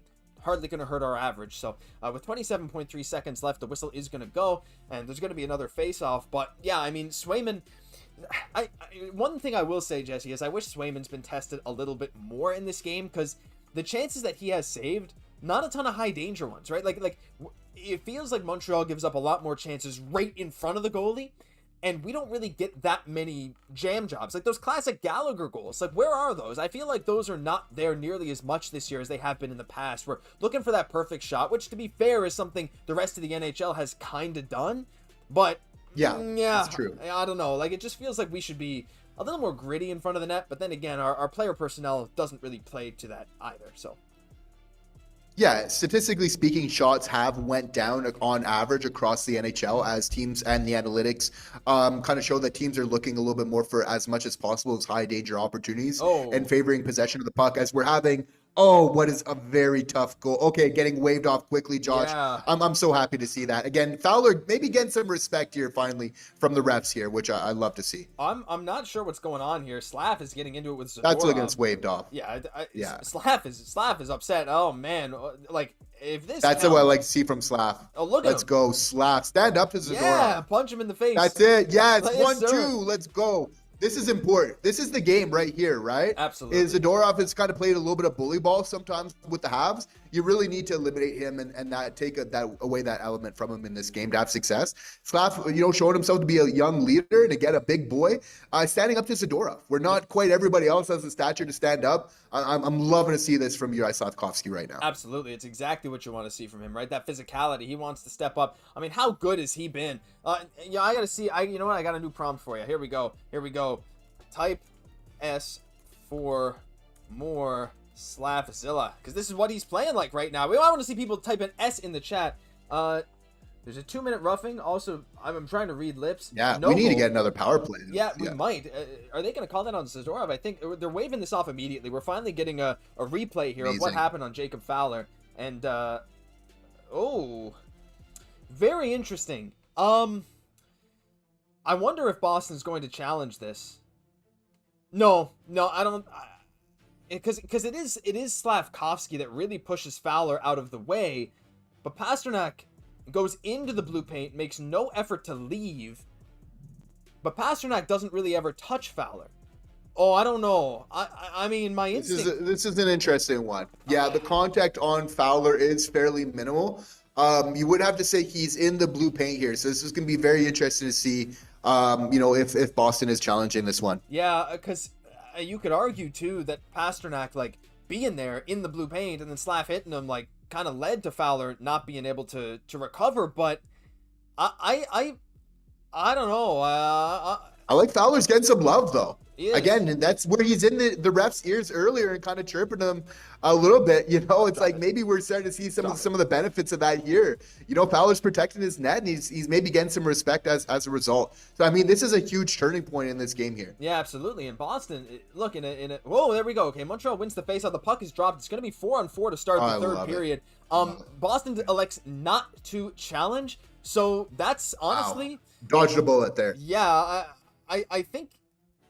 I don't know, it's close, right? It's one of those where I think if Montreal did it, I would probably want us to challenge, but in a tie game, knowing you're going on to 4-on-4, it's risky, because that's one of those, if you're Boston, since it was called no goal on the ice, there has to be enough clear evidence that that's not goalie interference for them to overturn it. And I think if you're Boston, you're these goalie interference calls sometimes are a coin flip. Pasta was absolutely in the blue paint. Was there really enough for the refs to clearly say that that's not goalie interference? And I think Boston just made the executive decision, let's just let it go and let's play. But got a bit spooky. Tough there at the end of the period, but it is going to go to the second intermission. And look, I love to see the Slavzilla thing. Slav versus Zadorov. Caufield stretch pass to Suzuki, but the ref blocks Suzuki with clear interference and no call, says Marco. Well, I wish the refs could call stuff on themselves. Can a ref call another ref for making a bad call? That'd be cool. Mark St. Pasta pushes his way in and shoves Slav into Fowler. That's kind of what I saw too, right? Because Pasta didn't really touch Fowler himself, but him being there, clearly, if he's not there, Fowler's not getting stuck. So it's that's probably why Boston didn't challenge, which I'm happy. But Uncle Muzzy, I agree. Huge third coming up. Leave some, we got to get some hype. Yeah, there we go. I see the Slavzilla emojis. Leave some love for the Habs here. Going into the third period, Jesse, second intermission. And you know what better time than now to hop into a little bit of prospect news. I'm sure the guys saw it today, but how you feeling about talking about a certain young WHL leading goal scorer? I mean, the way that this guy's playing right now, it demands that we speak about him right now here on Habs Digest. 100%. And if you guys did not see this earlier, Habs prospect defenseman Bryce Pickford, who is the WHL's leading goal scorer, yes, a defenseman leads the league in goals, signed his entry-level contract with Montreal today. Per Eric Engels, it is a 3-year entry-level deal starting in 26-27. So there's no burning a year, none of this stuff. Bryce Pickford's entry-level deal starts next year. And what a season Bryce Pickford has had so far for the Medicine Hat Tigers. Now, I wonder if he'll get a PTO near the end of this year to go to Laval if his season ends before Laval's does. I would love to see that. Jesse, the thing is, as we saw, Drew Deeks had a great interview there with Gavin McKenna, where McKenna was like, yeah, Pickford shot NHL level. That's incredibly high praise from former teammate in Medicine Hat, Gavin McKenna, a potential first overall pick this year. Maybe not at this point, but 25 goals for the defenseman in 31 games. He's leading the WHL in goal scoring as a defenseman, Jesse. And with next year, Laval has a lot of guys under contract, but only Reinbacher is under contract for next year. Now, Engstrom is also an interesting case. We still have to sign him too, but he's obviously not here because he's with the Habs right now. But there's not a ton of depth there in Laval in terms of their defense. So you're going to need some right-hand shooting depth. Pickford's going to do that. And honestly, it's absolutely deserved. What an incredible year this guy's had. I can't have enough good things to say about it. I'm just so impressed by this. I think it's just because like we have like so many other prospects that are doing so well that like when we just have another guy like Pittsburgh, a little bit of a later pick, just playing the way, again, 25 goals in just 30 plus games here, like as a defenseman, it's absolutely unreal. And it's not just the goals, it's like the nature that he's doing it in. He's so mobile, he skates so well. He can do it with the slap shot, he can do it with the heavy wrister. Like this guy has amazing tools, and he's already looking like a type of guy that it's going to translate very well to the AHL just by like his mobile like nature, just the way that he plays, getting up and down the ice like so easily. We're seeing how that benefited Engstrom, where now as well he's getting NHL looks. Like, could the same thing happen for Pickford? I mean, we said recently, just a couple weeks back, like the way that he's playing right now, you don't play that well at that level and not get a chance at the NHL at some point. And obviously with this contract, that is just confirmed. If you're Kent Hughes, you have to be just beyond delighted that you're having another prospect,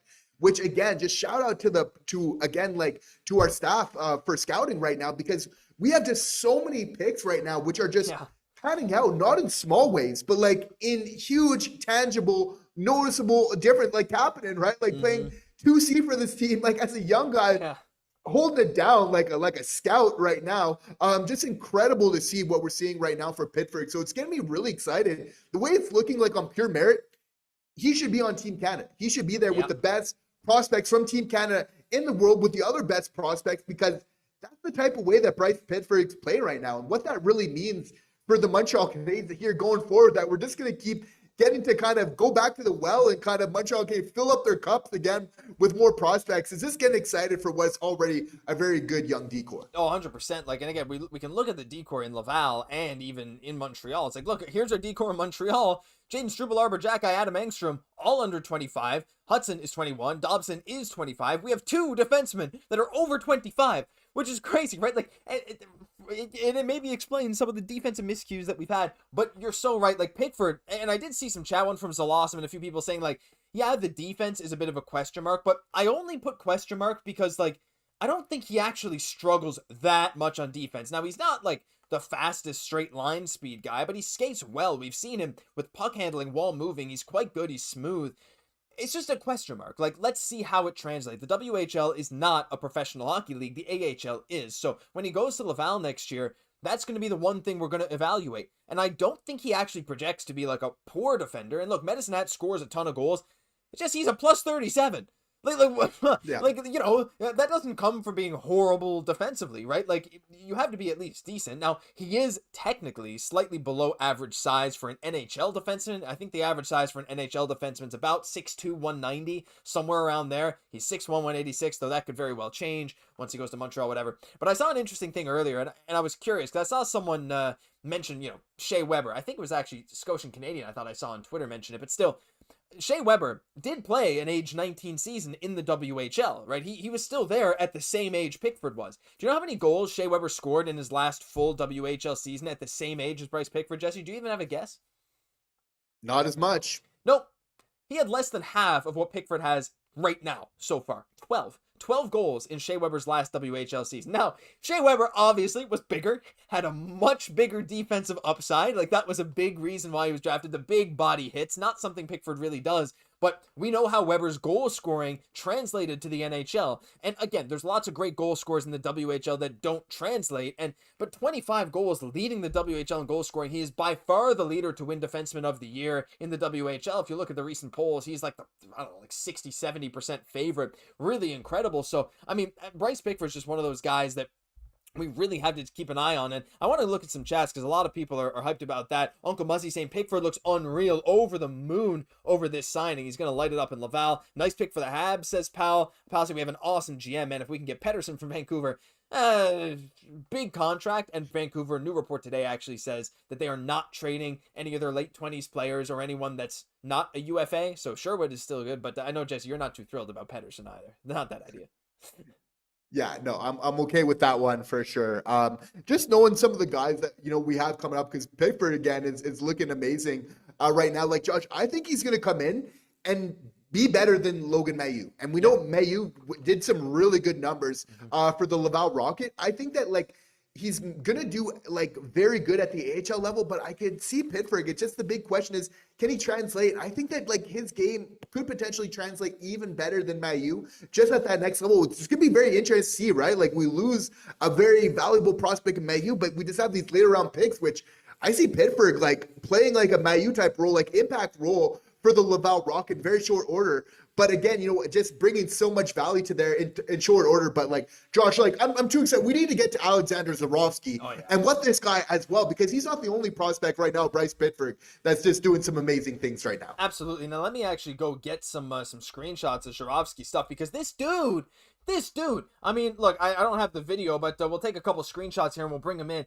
Zborowski once again scored 2 goals today. I mean, just unbelievable stuff. And I'm gonna try and bring up his official stats here in a second too, because Bryce Pickford is one thing, but again, it's these recent draft picks, right? They're all panning out. Like, how is it that they are all panning out? And Zborowski, that was his 25th point of the season. We're gonna just grab this, on pace for 50 points, and now we're gonna bring it in here and we're gonna show you wonderful people. So yeah, just trying to whoa, there we go. Okay, just brought some stuff away. Okay, goodness. Trying to manage this here at intermission. Hey, it's all right.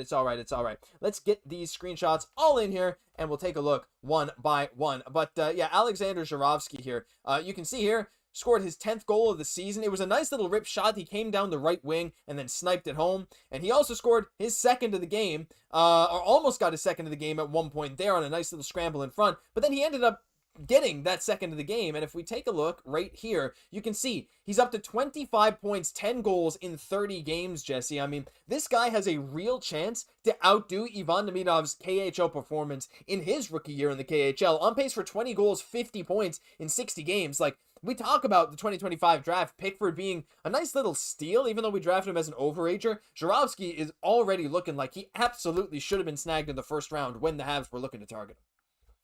Yeah, just outside that first round. Again, he feels like it's the first round, and maybe getting a little bit of a chip on his shoulder, which might not be a bad thing over the course of his career. Right now, 10 points in his last 10 games. And again, like showing that he's not a one-trick pony. A lot of people have been saying like he's just kind of a PP merchant, but like I'm seeing him look good in transition as we're seeing him score his goal today, right? Where he's taking the puck down the wing on that right side and just letting it rip and just really being confident with that puck of just owning it. But again, just showing a great shot. So I think there's just so much to build off of, right? Like that skill, that size, right? Again, there's just so many tools to be happy about and just so many reasons to feel like he's going to pan out the NHL. It's just a question. Is he a third line or is he a top 6 guy? Because if he can get the top 6, like, really, the sky is the ceiling at that point. Yeah, I can't wait to see what he could do. And I like this comment here from Jason Patrick saying, whenever I hear how good Zborowski's doing, it makes me wonder what Demidov could have done if he had decent ice time. Yeah, like, you just got to wonder. And absolutely, I want to shout out Max Hardcore Slovakia as well, saying greetings to everyone. It's 2:58 in the morning and we're watching hockey. Absolutely. Thank you for being here, Max. Appreciate you tuning in. We got a lot of Slovakian fans. Pal saying, well, right now, Pickford already beat his goals from 24-25. He got 20 that year, and he's at 25 already this year. Absolutely. Uncle Muzzy saying, when was the last time our prospect pool was this deep? Not since I've been a fan. Like, I don't, neither you, Jesse. I think, like, just like, because, you know, like, Montreal has always been a team that's tried to compete, right? Like, that's always been our MO, right? It's just what ownership, in past ownership and management has always gone for. We're always decent. Let's just get to the playoffs. This is a completely different direction. We went full rebuild mode, partially because 2 of our best players, both unfortunate ends to their career at the same time, really, in Price and Weber. And so we kind of just got forced into a bit of a rebuild and had incredible development with these picks. New management has done a great job. I can never remember a better prospect pool because we've never committed to a rebuild like this. And I think that's also just like the pressure to win in Montreal. The guys are showing up to. We drafted a lot of guys who thrive under that pressure. And hey, we're seeing the dividends of that right now. And that's what it could allow you to be a little bit more aggressive coming out of your rebuild, knowing, okay, we've kind of hit our bases at a lot of different spots with our picks.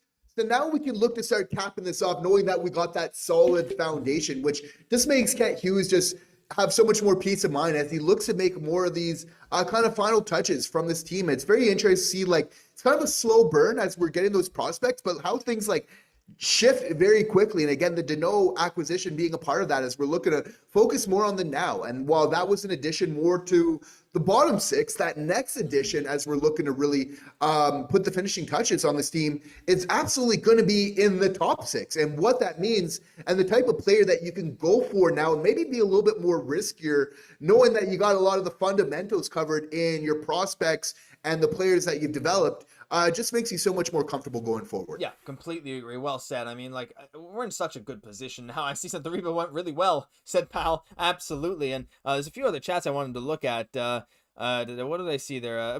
Eastern Conference, the KHL is not that prominent. Ufa's near the bottom for sure, but again, for a struggling team to be scoring as much as he is, it is pretty good. Pickford also is the captain of Medicine Hat. That is true, so that's another little thing. A lot of leadership there as well. About 3 packs of Dollarama Upper Deck hockey cards. Pulling Ivan Demidov. What? Wait, you got a Young Guns Demidov in a Dollarama pack? Beautiful. Brother, can you send some of your luck, King Dennis? Oh my goodness, that's incredible. Dan Como asking any info as to when he's coming over to Canada to the Habs. Zhuravsky can't come over until at least after next KHL season. So the earliest we could see him is the end of the 2026-27 KHL season. So similar to Demidov last year, but in 2027. So it wouldn't be until then. But yeah, it's been incredible. But Jesse, I want to show one thing here, and I wanted to bring this up from the second period because there's a stark difference between the Habs in the first period and the second period. Second period, 5-1 high danger chances in favor of Montreal, which was a big thing. And if you look at the expected goal graph from this game, it started pretty hot on Boston. You can see, whoa, it went up pretty high there early in this game. But you can see Montreal slowly crawling back into this game, and the expected goals plus minus is actually pretty heavily in Montreal's favor right now, which is a really, really good thing to see. And look, the graph of the scoring chances is maybe, still not that nice. We're still not getting a ton of chances right in the slot. We did get another goal right in there with Ivan Demidov, but we just need more volume of chances. But we did a fantastic job that period of staving off Boston despite their continued chances. And again, this is just 5v5 as well. So Montreal did exactly what we said they needed to do. And now we just gotta, hey, we're gonna flow with a 4-on-4 start to the third period, which is, again, I think something that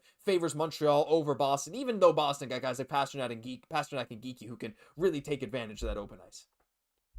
And it was so important for the Montreal Canadiens to start off with pace and urgency to start off the second period, which has been a little bit of a weakness for them. So this is, if we're looking to improve over the course of the second period, we're so happy to be live with you guys as we're witnessing a much better effort. And obviously the stats are showing that as well. We're showing obviously the advantage that our top line is having at 5v5. I'm assuming that was very much continuing in the second period, which again, it's all about pulling those levers in your favor as the game goes on. There's no guarantees. It's about doing those right things right and putting yourselves in really good opportunities to win. So what's going to be the keys for the Montreal Canadiens going into the third? Of course, it's much more of the same. And it's really, Josh, I'm going to look for them to start with a lot of urgency, which I think is just going to be so key. Like you saw it right from the puck drop. I think that was just so much like they were playing with purpose. Like they were playing on their toes. They're looking to play quick. And I think that just even there's the X's and O's, but there's also just being on your horse. And really, that is just so important for this Montreal Canadiens team going forward. Yeah, get that energy. Like, we 4v4 with Caufield and Hutson and Suzuki on the ice. Like, I don't care who the other person is.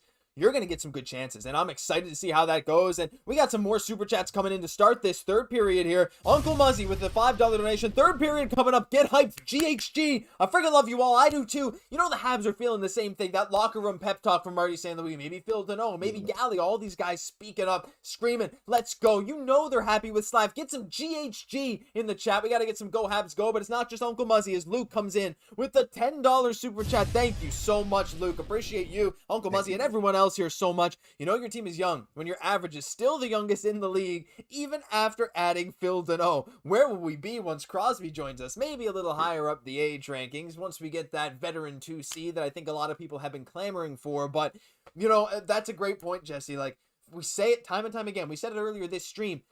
The youngest team in the league is fighting right at the top of the Atlantic Division, despite a lot of games where we've gotten blown out at home, like a bunch of 5+ goal losses. I think we have like 3 of them this year, maybe 4.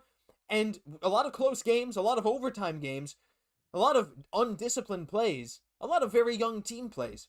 and we're right here, 2 points Yep. behind the top of the Atlantic Division. Like, just an incredible thing. So great point, Luke. I mean, this young team, even after adding Phil Danault, like it just makes you wonder, like, what is coming next for this team? Because I cannot believe how good we've been so far, despite the youth.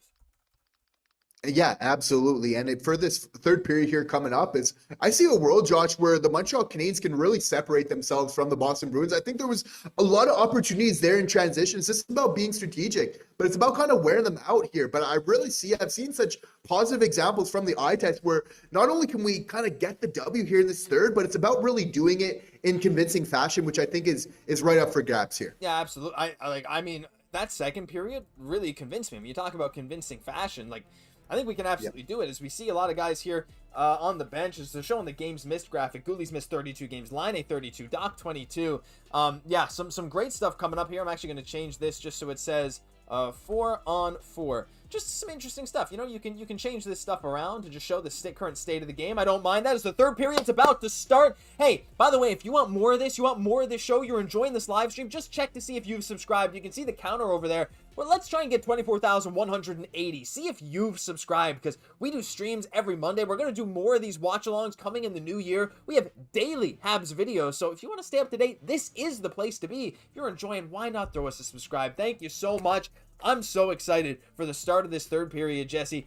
2-2, 4-on-4 hockey, getting ready for the face-off. Oh, man, I mean, I took a look as well. Detroit versus Dallas is 3-3 with 3 minutes left in this game. So I'm hoping that Dallas can also pull off a little sneaky regulation win on Detroit. Because if Detroit even gets a loser's point, we can't take first in the Atlantic today. But hey, that's okay. I'm ready. The music is back. We're ready to go, Jesse. Third period, 4-on-4. This is going to be an exciting finish to this game. Yeah, absolutely. So happy to be here with you all once again. Again, let us know what you guys feel is really going to be the key to success here in this third period. Obviously a big one for the boys here as we're looking to finish off 2025 real strong. Absolutely. Suzuki nearly gets a poke away there in 4-on-4, but it's circled around his own net by David Pastrnak, who's going to come up through neutral ice. Speed pass, try and get around. I think that's Caufield. Skates into the Habs zone, but he's going to circle back. Doesn't like what he sees. Try and make a little pass down low. Some good defense, though. Matheson has played a nice defensive game despite a pretty rough turnover. I mean, Matheson is usually more positive than negatives. It's just that his negatives are very obvious at times, as Caufield comes out of that nice little, that's Dobson. Yeah, I was like, that's way too big to be Caufield. That can't be right. I saw the 3 in the right-handed shot. I don't know how I confused that, but look, on the tiny screen, they all look tiny, so that's it. As Lane Hutson is gonna, that has to be Lane Hutson. Yeah, the way he skates. Some of these guys just have unique skating styles, like when Line skates. Hudson's going to set it up in the offensive zone, dump the puck down behind the net to Oliver Kapanen, who tries to stuff it in short side on the wrap try. Doesn't quite get it, but already, Jesse, Montreal, there's been a chance towards Jacob Fowler. The Habs have gotten a nice chance on Swayman. This is going to be an electric third period, I think. Yeah, absolutely. And I love that the boys are going for it right away. Some great opportunities here once again.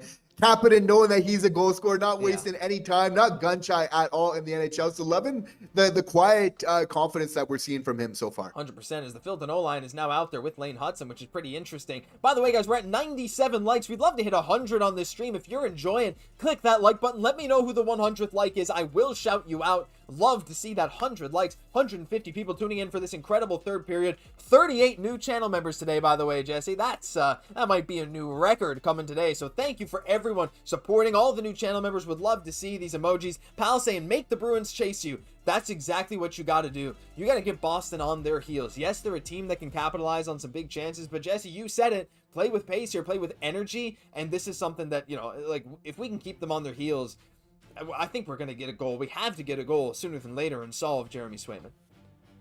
Yeah, and their D-core isn't the most mobile as well, so it's really about getting those pucks in deep, putting some pressure on them, right? And really making them make some plays, because you have to feel like that's the biggest weakness for them, is really maybe that lack of mobility on the back end, which is one of our strengths. So it's about keeping the puck moving if you want to play with speed in this third period. It's obviously about making those smart passes, because we know the puck, and it's really that team game that's going to allow us to play with that speed that we need. Yeah, absolutely here. So by the way, we passed 100 likes. So someone was the 100th like. I see 108 here. Jason saying 99 likes. Should I pull a scumbag move and unlike? Well, look, I'm seeing 108. So someone got the 100th. I don't think anyone claimed it. So whoever claims it now gets it. And I will shout you out in chat. Thank you again. community showing up tonight. Absolutely. Uncle Muzzy, you especially. Real Milton Bradley, the thumbs up went from like 97 to 105 in a heartbeat. Hard to tell. Look, if you claim the 100th like, if someone wants to claim it, I'll give it to you. It's hard to tell. The Habs dumped the puck down the ice here. The 4-on-4 is over with 17 minutes and 20 seconds left here in this third period. Let's update the clock. The 17:15. Let's do that. Okay, so it's no longer 4-on-4, so we are going to get rid of that prompt, and we're just going to watch some nice Habs hockey here right now as Joe Veleno in his own zone, pressure by David Pastrnak with the ever dangerous David Pastrnak, as Gallagher's going to chip it up to Sammy Blais, who's had himself a nice little game here. Again, a goal, some solid forechecking, some hitting. Hasn't been like, all over the place, but he's done his job very well. And honestly, Jesse, I feel like we said it before the year, like, a lot of us kind of wanted Blais to be on the roster to start the year, and we were a little disheartened when he was claimed by Toronto, but he's showing kind of exactly what we thought he could do. And I like that he absolutely fits in, as right now is Nick Suzuki coasting down the wing with speed, setting up the offensive zone time here. But Sammy Blais had a nice little start to his Habs tenure here.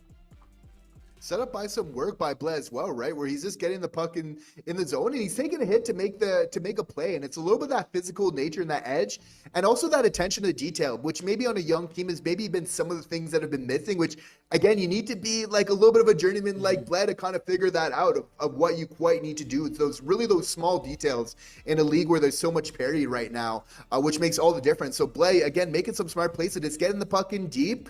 Again, putting ourselves in some good positions to be able to get that puck back. It's just, small key vet plays like that. It's just proven so crucial for the Habs so far in these recent additions here, Josh. Absolutely, as the Bruins look to have a good chance in front, but the Habs are coming out the other way. It's Cole Caufield playing the body in front of the net. Oh no, Caufield, just shoot it, man. Oh no, I understand what he was going for, but he blew that pass, and 2-on-1, a golden opportunity gone just like that. As Montreal gets a perfect chance just 4.5 minutes into this third period, as there's now 15 minutes and 30 seconds left. This game is getting intense. That's one that you really, really wish the Habs could have scored on. It's easy to say one too many passes, which is what I said, and actually now I'm seeing Jason Patrick also said it. But I think, look, if that pass is a foot different, that's a goal, right? I think Caufield I think that was probably the right play. Suzuki had an open net.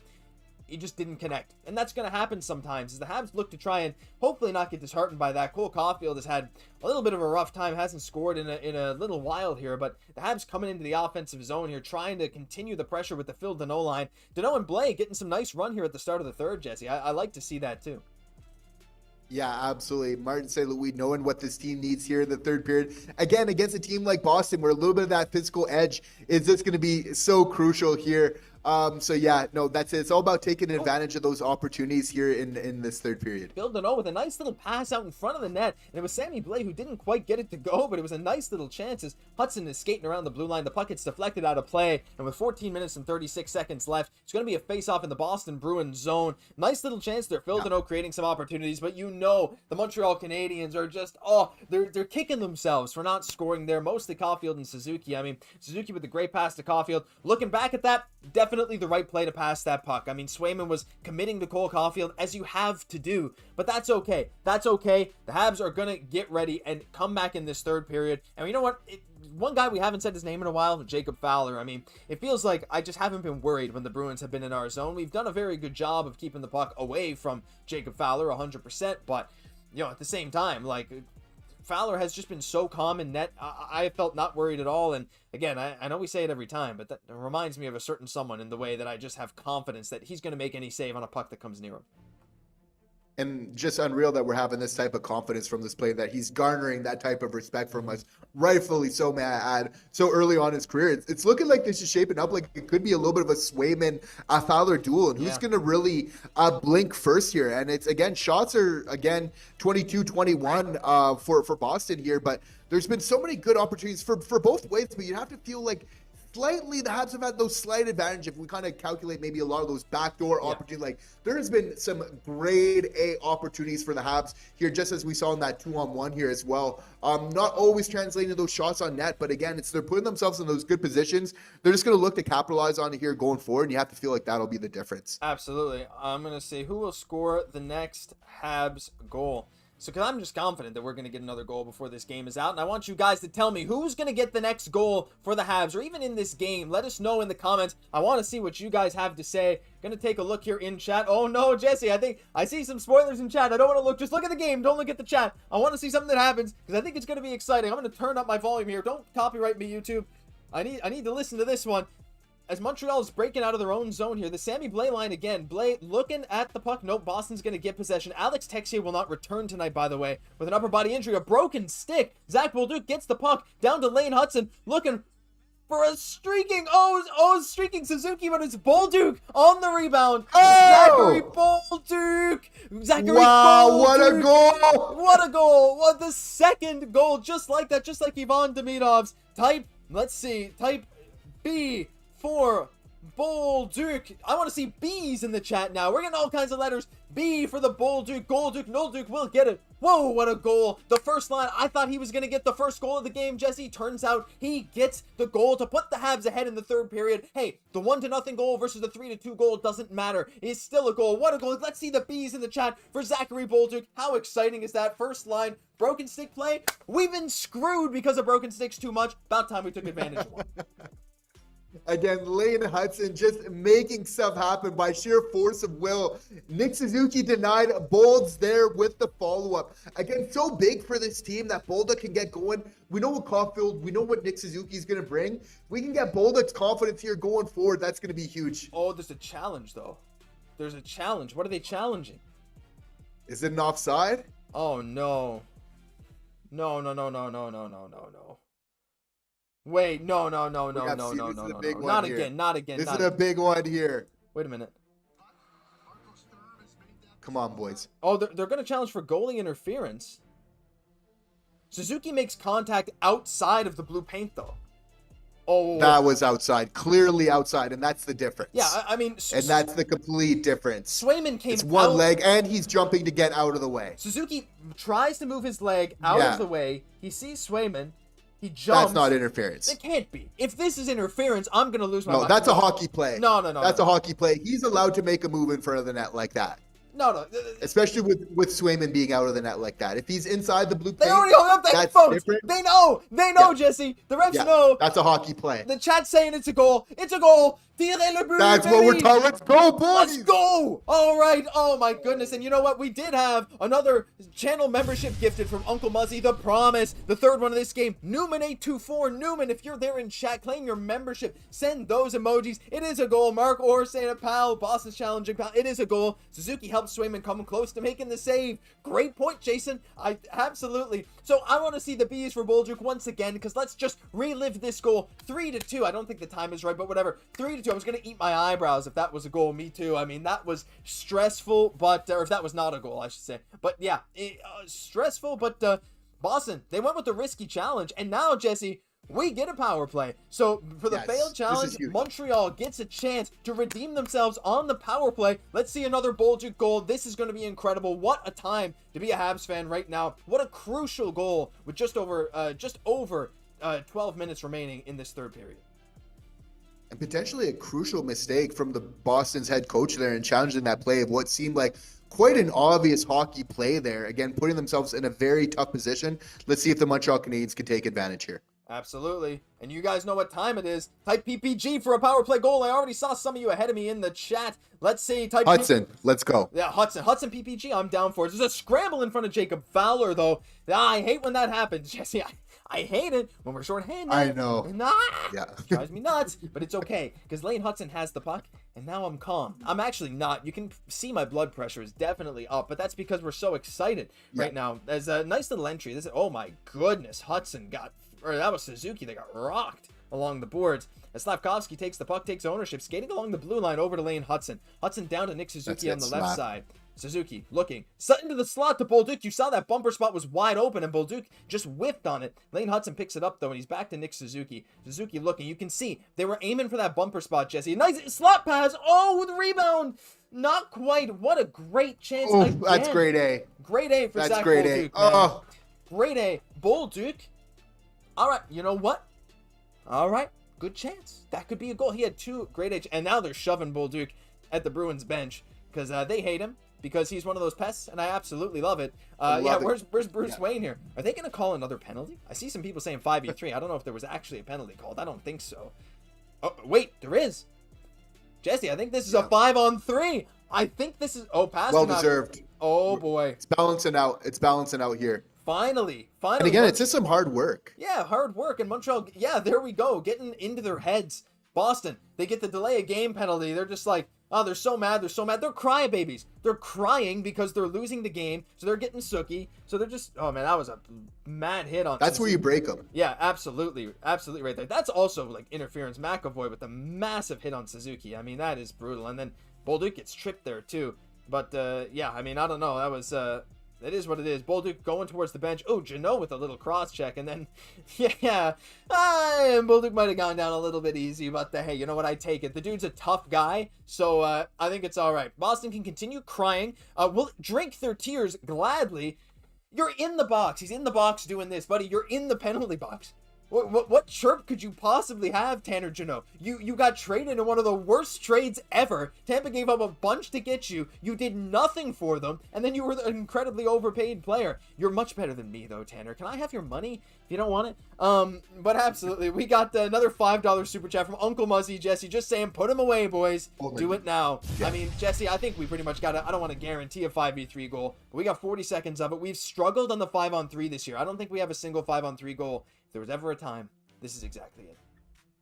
I'm seeing exactly what I want to see from this team right now. Noah Dobson blocking shots, being a soldier for this team. Bolduc, again, being an agitator, forcing Boston into a terrible penalty right now, which needs to frustrate the heck out of the head coach for Boston right now. I want to see more of this from Zachary Bolduc of like getting underneath the team's other skin. Like if he can do this a little bit more going forward, while again contributing on that first line, that's going to just provide a whole lot of balance on this Habs team. Absolutely. As Lane Hutson controls the puck, it's back up to Noah Dobson, which I kind of love on the 5-on-3 here, having Noah Dobson and Lane Hutson. Suzuki back over to Hutson, who's playing below the goal line, which I love. Dobson, the one time, his stick breaks. Caufield recovers without Deacon. Tight end scores. Cole Caufield puts the Habs on the board, and we're still going to have another power play. Super Caufield. Let's go. Send some C's for Cole Caufield. This is what we needed. What an insane move in tight. Gets the monkey off his back. Type. Oh, here we go. Type C. Can I hit enter? No, I can't. God, I gotta go in here. No. Type C for Caufield, baby. Cole Caufield scores his 18th goal of the season on an absolutely beautifully designed play. The intentional stick break of Noah Dobson, the most underrated play in hockey, Jesse. When you intentionally break your stick. All these broken sticks for the Habs this year come down to that. Caufield with the incredible move in tight. Silky hands. What a goal. I Come on. Nothing else to say. Incredible. He just undressed Jeremy Swayman there, again with the patience in front of the net, like the poise, knowing when he has some time and using every bit of it. And from the second period onward, we started to see the Habs team where they're attacking the Bruins in the offensive zone. They're using every bit of space that's available. They're using their speed, and they're using every little bit of real estate that they're getting. Again, a huge breaking point, right, where this was big, and we said how going into this period, not just getting the lead, but again, being able not to get that 2-goal lead plus. And we started to see in that second period where they would be able to take away if they could just continue this pace of play up. It's kind of like in that boxing match where you're able at a certain point to kind of break down your opposition. We're seeing that in real time right now with the Montreal Canadiens, which is so important for a young team. 100%. We're doing everything we need to do. And as we go right back to the 5-on-3, the Bruins are collapsing at the seams right now, Jesse. Another tripping penalty to send Montreal back into the power play. But I got to shout out the chats before we get back to this 5-on-3. Uncle Muzzy sending a channel membership to RDNM600. If that is you, claim your channel membership. Send some of those emotes. Hackdog with the $5 donation saying bleu blanc et rouge. Oui, le bleu blanc et rouge. What an incredible game as Elias Lindholm goes to the box for tripping right now. The intentional stick break, absolutely. And another $10 donation from Hackdog. Thank you so much, Hackdog. Number 3 in the chat right now behind Uncle Muzzy and Luke. Cold-blooded, and I like that. Cold-blooded from Cole Caufield as Montreal gets another full minute, Jesse, on the 5-on-3 after that clear by Boston. What an incredible, incredible third period this has been. Yeah, absolutely. And again, it's all about really just staying to the plan here in this third period, right? Obviously, it's like this is exactly what you want from a young team right now, where again you're just showing so much more maturity and poise. And again, it's not about just winning games, but it's about really not just winning them, but doing it in convincing fashion, which I think is so important for this young Habs team to get confidence. They haven't quite done that enough this year, where they're able to really kind of separate themselves. And as a result, they've gone on some win streaks, but never like consistently of like being able to really, really go on a run other than what we've seen at the beginning of the year. So when you play this way, it's not just a one-off here, right? But it's also what it means kind of going forward for this team, really getting this confidence.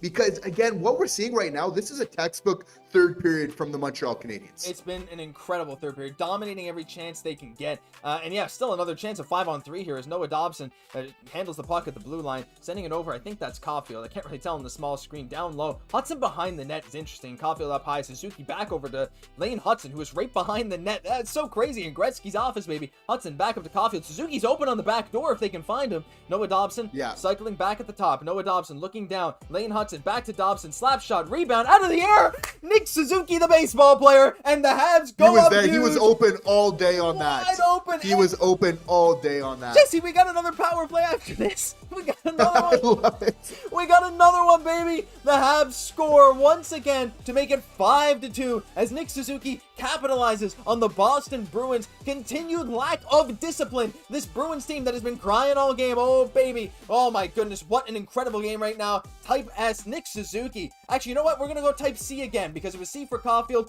for our captain, baby. For our captain, the guy finally getting another goal to add to it. An incredible third period. Did someone say send Suzuki to Laval? Said Luke, yeah, all the questions about Suzuki so far this year, or this game, I should say, not this year, are out the window. Oh, captain, my captain, Jesse, and this one gifted membership from Uncle Muzzy again for the 5th goal of the game to McHugh2713. Thank you for being our 41st new channel member of the stream.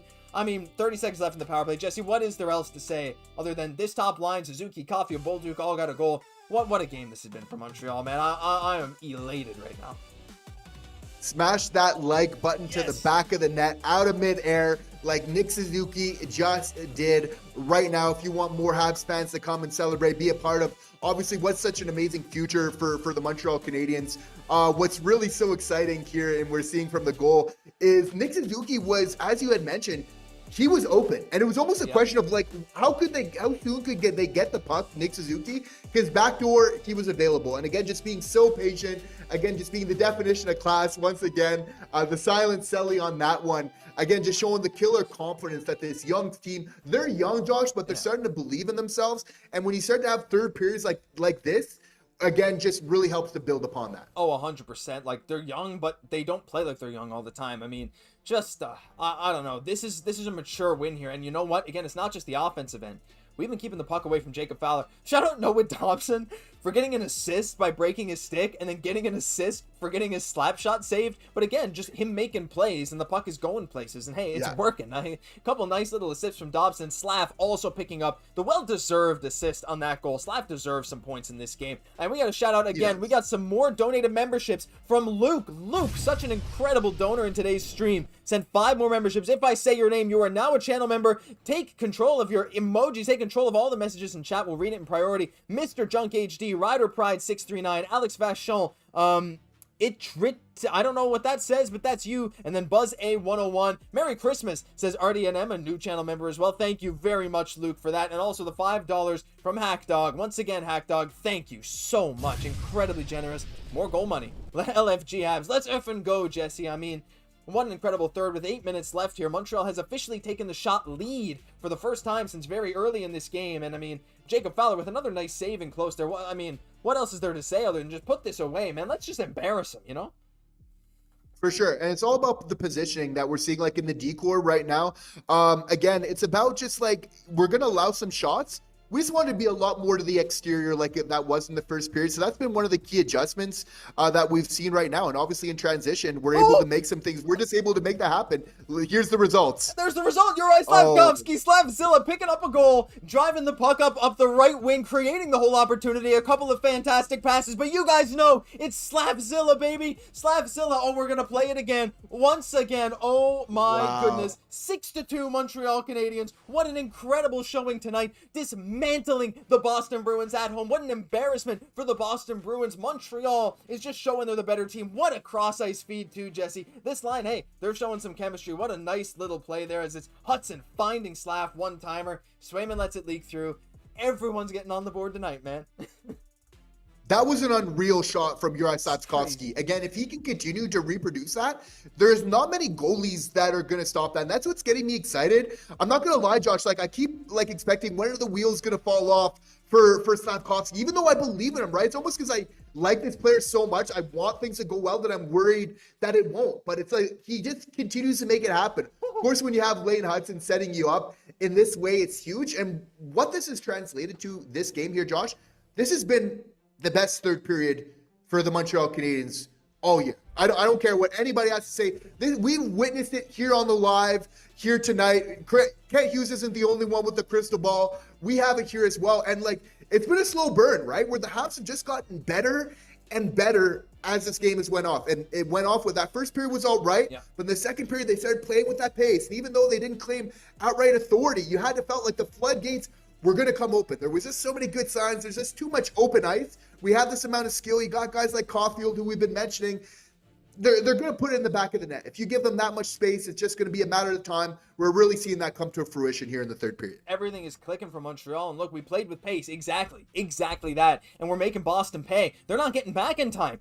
Our guys are not tired. We got the cardio merchants here. Slaf with those powerful legs. Hutson just never comes off the ice. We got to shout out another gifted membership. This one from Uncle Muzzy, of course, for the 6th time tonight to Z-Blade. Z-Blade, you are now a channel member. And also another $5 donation from Luke. Thank you so much, Luke. With the Olay chance, I want to see some Olays, but also Olay. Let's get it going. Now it's not too early. It's not too early. Can we get that going in the chat right now? Get some Olays. Josh, I think you and we need to do a little bit of an Olay right now. Olay, olay, olay, olay, olay. Okay. Olay, olay, olay, olay. Let's go. Get the Olays going. It's time. Send the Olays in chat.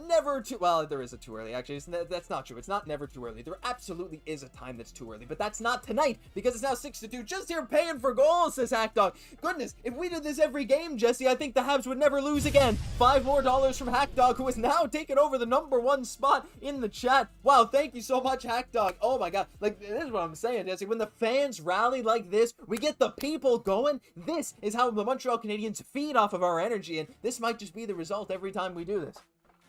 I mean, and it's really no choice. We got our hands tied. I'm superstitious, right, Josh? Like, yeah. You know, if this is working for the Habs, as we're coming to that second half of the season, just as they're looking to amp up their efforts, you know, we're right there with them every step of the way. 100%. 100%. Oh, it's been incredible. And I want to give you guys an update on the scoreboard right now. Noah Dobson, 3 assists tonight. Lane Hutson, 3 assists tonight. Mike Matheson, 7 blocked shots tonight. Incredible from him. Let's see. Juraj Slafkovsky, 1 goal, 1 assist. Nick Suzuki, 1 goal, 1 assist. There's another chance to Lane Hutson in front, but this one is saved by Jeremy Swayman. What a great save by Swayman. Cole Caufield with a goal. Bolduc with a goal. Blais with a goal. I mean, oh my goodness. Demidov also 1 goal, 1 assist, has taken the rookie scoring lead. What an incredible, like everything, everyone is clicking, everything is clicking. Pal said, do they have your stream playing in the locker room? I think we might have more energy than the Boston Bruins do right now, Jesse.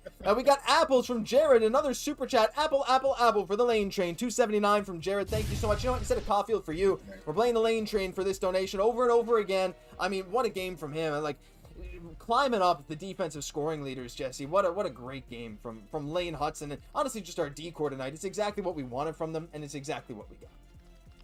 And just that Lane Hutson continues to do what he's doing here. Again, just these multi-point games, this game after game, to be able to do that at that consistent level. And again, very much being like that difference maker in the third period here, just out of that sheer force of will. Again, you can just tell how much this guy wants to win. As he gets more experience, he's just going to learn how to have more authority and ownership over the game. And what that means for a guy that truly wants to contribute every single time that he's out there, he wants to win, that you feel it. I mean, Josh, that's the difference between us and the Toronto Maple Leafs. And I mean, so many other teams in the league right now is like, our top guys, you can tell they want to win. And that's really like that big difference. And again, at those key moments, like he's doing that now, kind of midway into the season.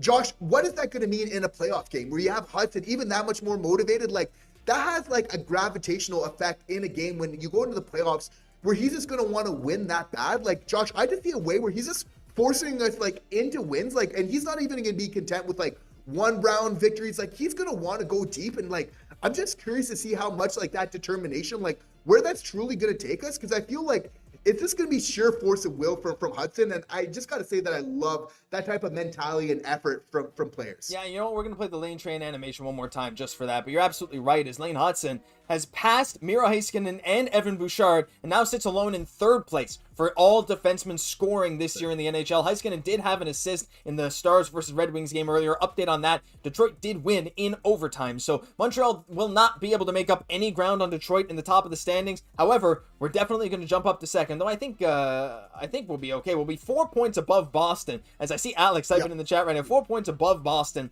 in the Atlantic Division. We give ourselves a nice little cushion as we approach 2 minutes and 25 seconds left in this game. I mean, so much incredible stuff. We're talking about carrot cake there. What a strong showing. Absolutely. This is a great Christmas present. Yeah, just incredible. Mary Habsmith says, Luke, another $10 donation. My gosh, you guys are incredible. Thank you so much, Luke. True. Mary Habsmith to everyone in the chat. To all, a good game. I mean, Mary Habsmith to you, Jesse. Mary Habsmith to everyone. It's been, what an incredible night this has been for the Montreal Canadiens and us fans.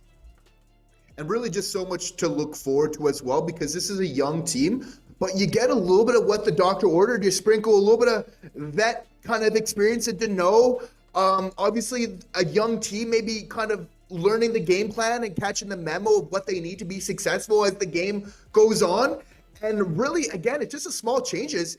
And then that translates to just a huge win over a Boston Bruins team where they could have been equal with us. Like, this is a 4-point swing game in terms of what this is doing in a tight division. Like, these are the type of games you need to be winning. And this is the type of fashion that you need to be winning them in. Absolutely. And, you know, speaking of tight division, as Slafkovsky brings the puck in again and plays it down to the corner. Montreal's probably going to chill right now. Buffalo and Ottawa in overtime. So there you go. Each of them each get at least 1 point in this incredibly crowded Atlantic Division. Taking a look at some other scores right now. Of course, Detroit did win. Toronto beat Pittsburgh. And Florida, oh, did they come back? They came back and beat the Carolina Hurricanes. There's a scuffle in the game. Jesse, Boston's going to be the only Atlantic Division team to play right tonight that didn't get a point. So, like, you know, this is what we're saying. This is incredibly tight. But, hey, you know what? It's all right. Montreal got so...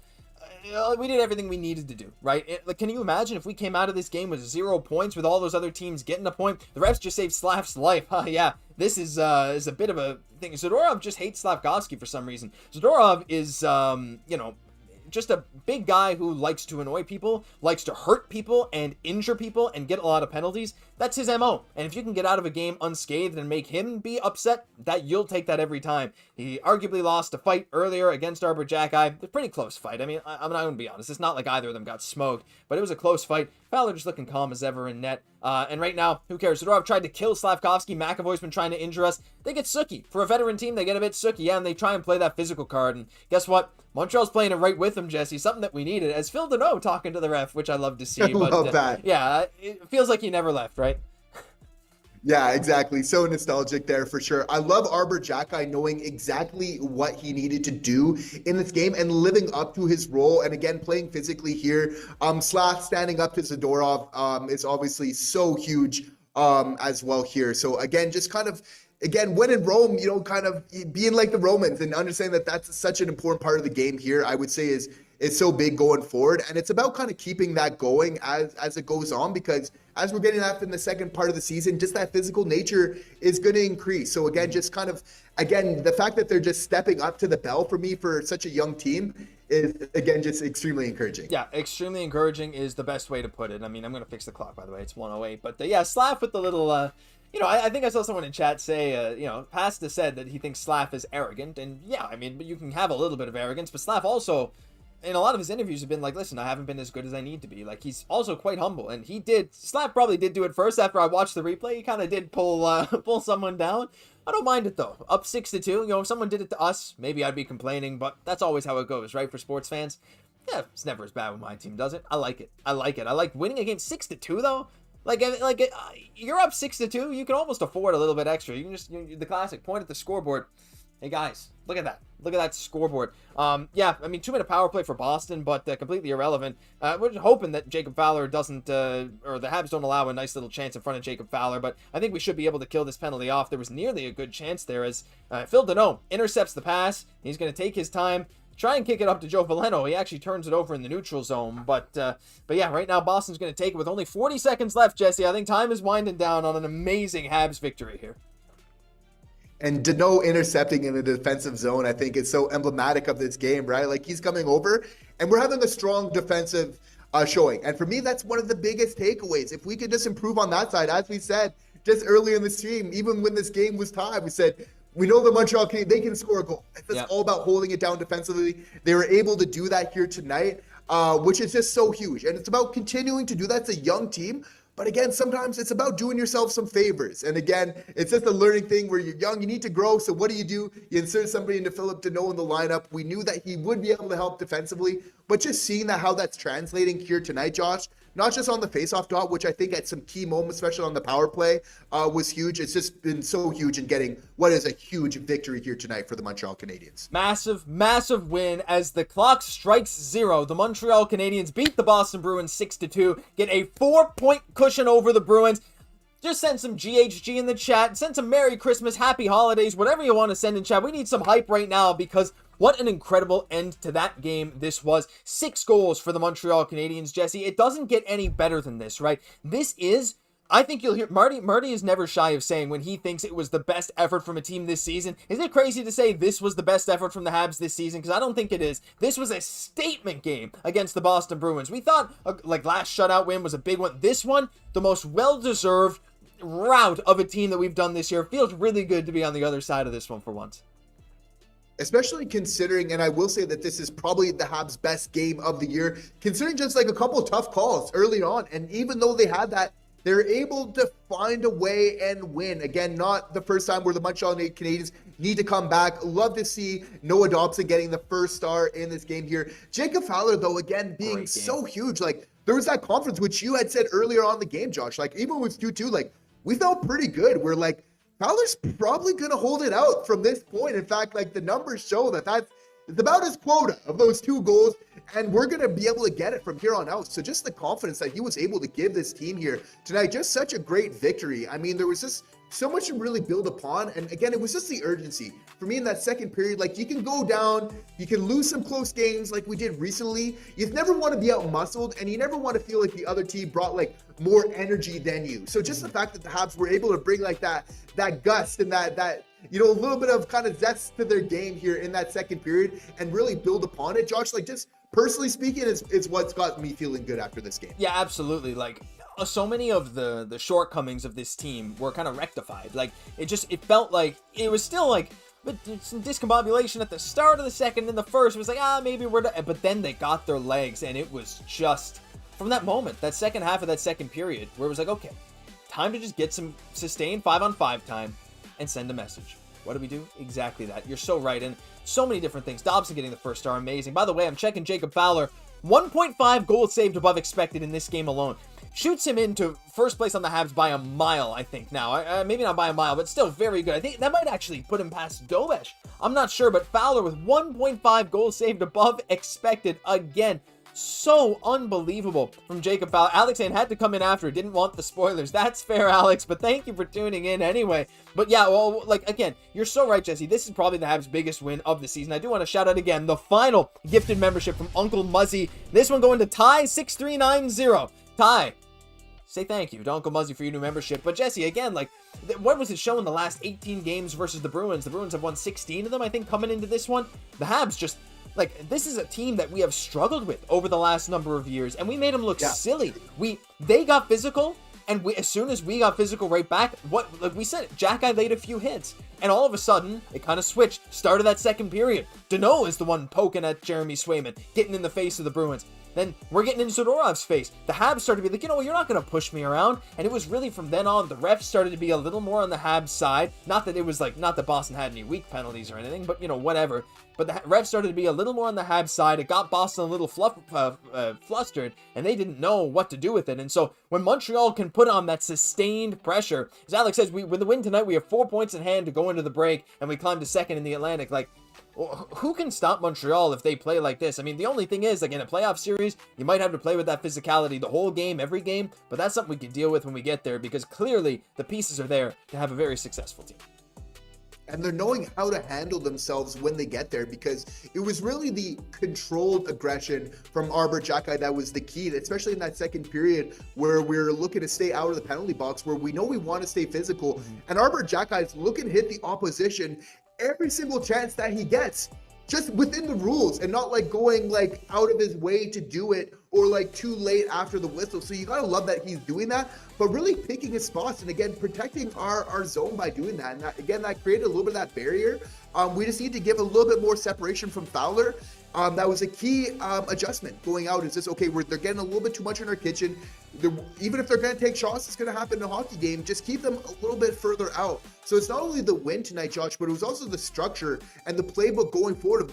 This is how you win, not just against the Boston Bruins, but against any team in the NHL. It's playing with that pace, but obviously with those opportunities, using that physicality to push them away from your net, giving your goalie obviously such a better chance to get the W here tonight. And Fowler did us some good favors, because before we started doing that, he made some crazy saves. Like that save earned that first period. I got to go back and watch that again. That sliding save side to side, a couple of incredible saves. Like when he did that for us, you could tell the team was like, oh shit, I don't want him to have to do that again. And guess what? They did a great job. And what a miracle. It's like a miracle worker, right? When you have Fowler or a goalie that makes those tough saves early, how much confidence does it give to your team? So incredible. It's Uncle Muzzy with the $5 donation. Uncle Muzzy, you've been so incredibly generous today. Happy holidays, everybody. Enjoy your time with family and friends. My tipsy self is going to bed. Good game, boys. GHG. The Habs kicked their butts tonight, says Pal. Alex saying, Bruins coach gave us this game for Christmas. Happy holidays, everyone.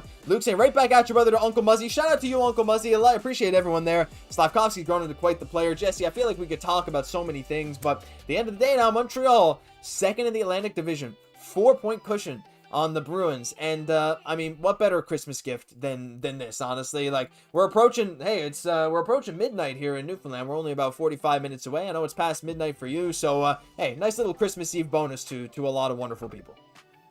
Yeah, absolutely. Great way to start it off here for the Habs. Again, feeling good going into that break. Every single point being so huge. But playing some good hockey, Josh, over the last 4 games, which is really important here. They're on a 4-game point streak right now, which is so huge in a very tough Atlantic division. And for a Habs team looking for consistency, even with the injuries we have, Josh, my takeaway from this game, we're starting to find it. And that's been huge, because there's been really big highs and then there's been some big lows. But if we can just kind of find like that good kind of medium of play, baseline of hockey, which we've been seeing and not always even getting rewarded, right? You might want to even stretch that back to 5 games where, like, at the beginning of that streak, where we played a good game, we didn't get rewarded. What happens? Obviously, you keep playing the game right, and obviously the results are coming. So what's just nice is it's nothing like a one-off. It's more another win off a solid body of work of what we've been doing recently that's having us trend in the right direction. Yeah, absolutely. And I see some nice, great chats about so many different players. Like, I mean, this break is going to be huge for Demidov, says Alex. He's going to come out flying. Someone else, Dylan, says, first win in Boston since 2019. Is that true? Is that the first win? I think that's right? I think it is legit the first win in Boston since 2019. So many great things, Jesse, but I think we'll have to end it there. What an incredible, incredible game. This is... I don't know, what a Christmas gift. There's so many great things. And look, we're still going to be here, try to be here every single day, though we'll see over Christmas. We appreciate you guys tuning in every day right now. This is great. The Habs come back, I think the 27th or 28th of December. So, hey, you know we're going to be around. So thank you very much. Any final thoughts, Jesse? There's so many wonderful fans. We're actually getting more and more viewers, but we might have to cut it there. Leave you guys wanting some more, because we're definitely going to have some more stuff coming soon. But hey, what a final way to end off this stretch of the season. And thank you guys so much for the support here today. We really appreciate it here on the live. Just makes it so much fun. You know, we're here every single game with our notebooks, breaking it down, but obviously so much fun to have it here with you guys, and obviously being able to share our insights real time as the game's going on. Thank you guys for so much fun. obviously keep tuned for more of this in the near future. 100%. I see some people asking to keep going. We're going to have to chill it for right now because we got some low batteries and stuff. But listen, we appreciate this. And hey, if you guys enjoyed this, look, just check if you're subscribed because we do this stuff all the time. We at least have one weekly live stream. We're going to live stream more games like this. So if you haven't subscribed and you even like this a little bit, just hit the subscribe button because we also have daily news videos, all that stuff. And leave a like on your way out. I mean, we're a ways away from 200, but I think it's actually possible if we get 35 more. That will do it for this episode of Habs Digest. Thank you so much to everyone for your generosity, for tuning into this amazing live watch along. Merry Christmas, happy holidays, and if you enjoyed, leave a like, comment, and hey, subscribe to the channel. Have a safe and Merry Christmas to you too, Mark, and everyone else in there. I'm Josh Gosse, my co-host Jesse Poirier. What a win. We'll catch you all in the next one.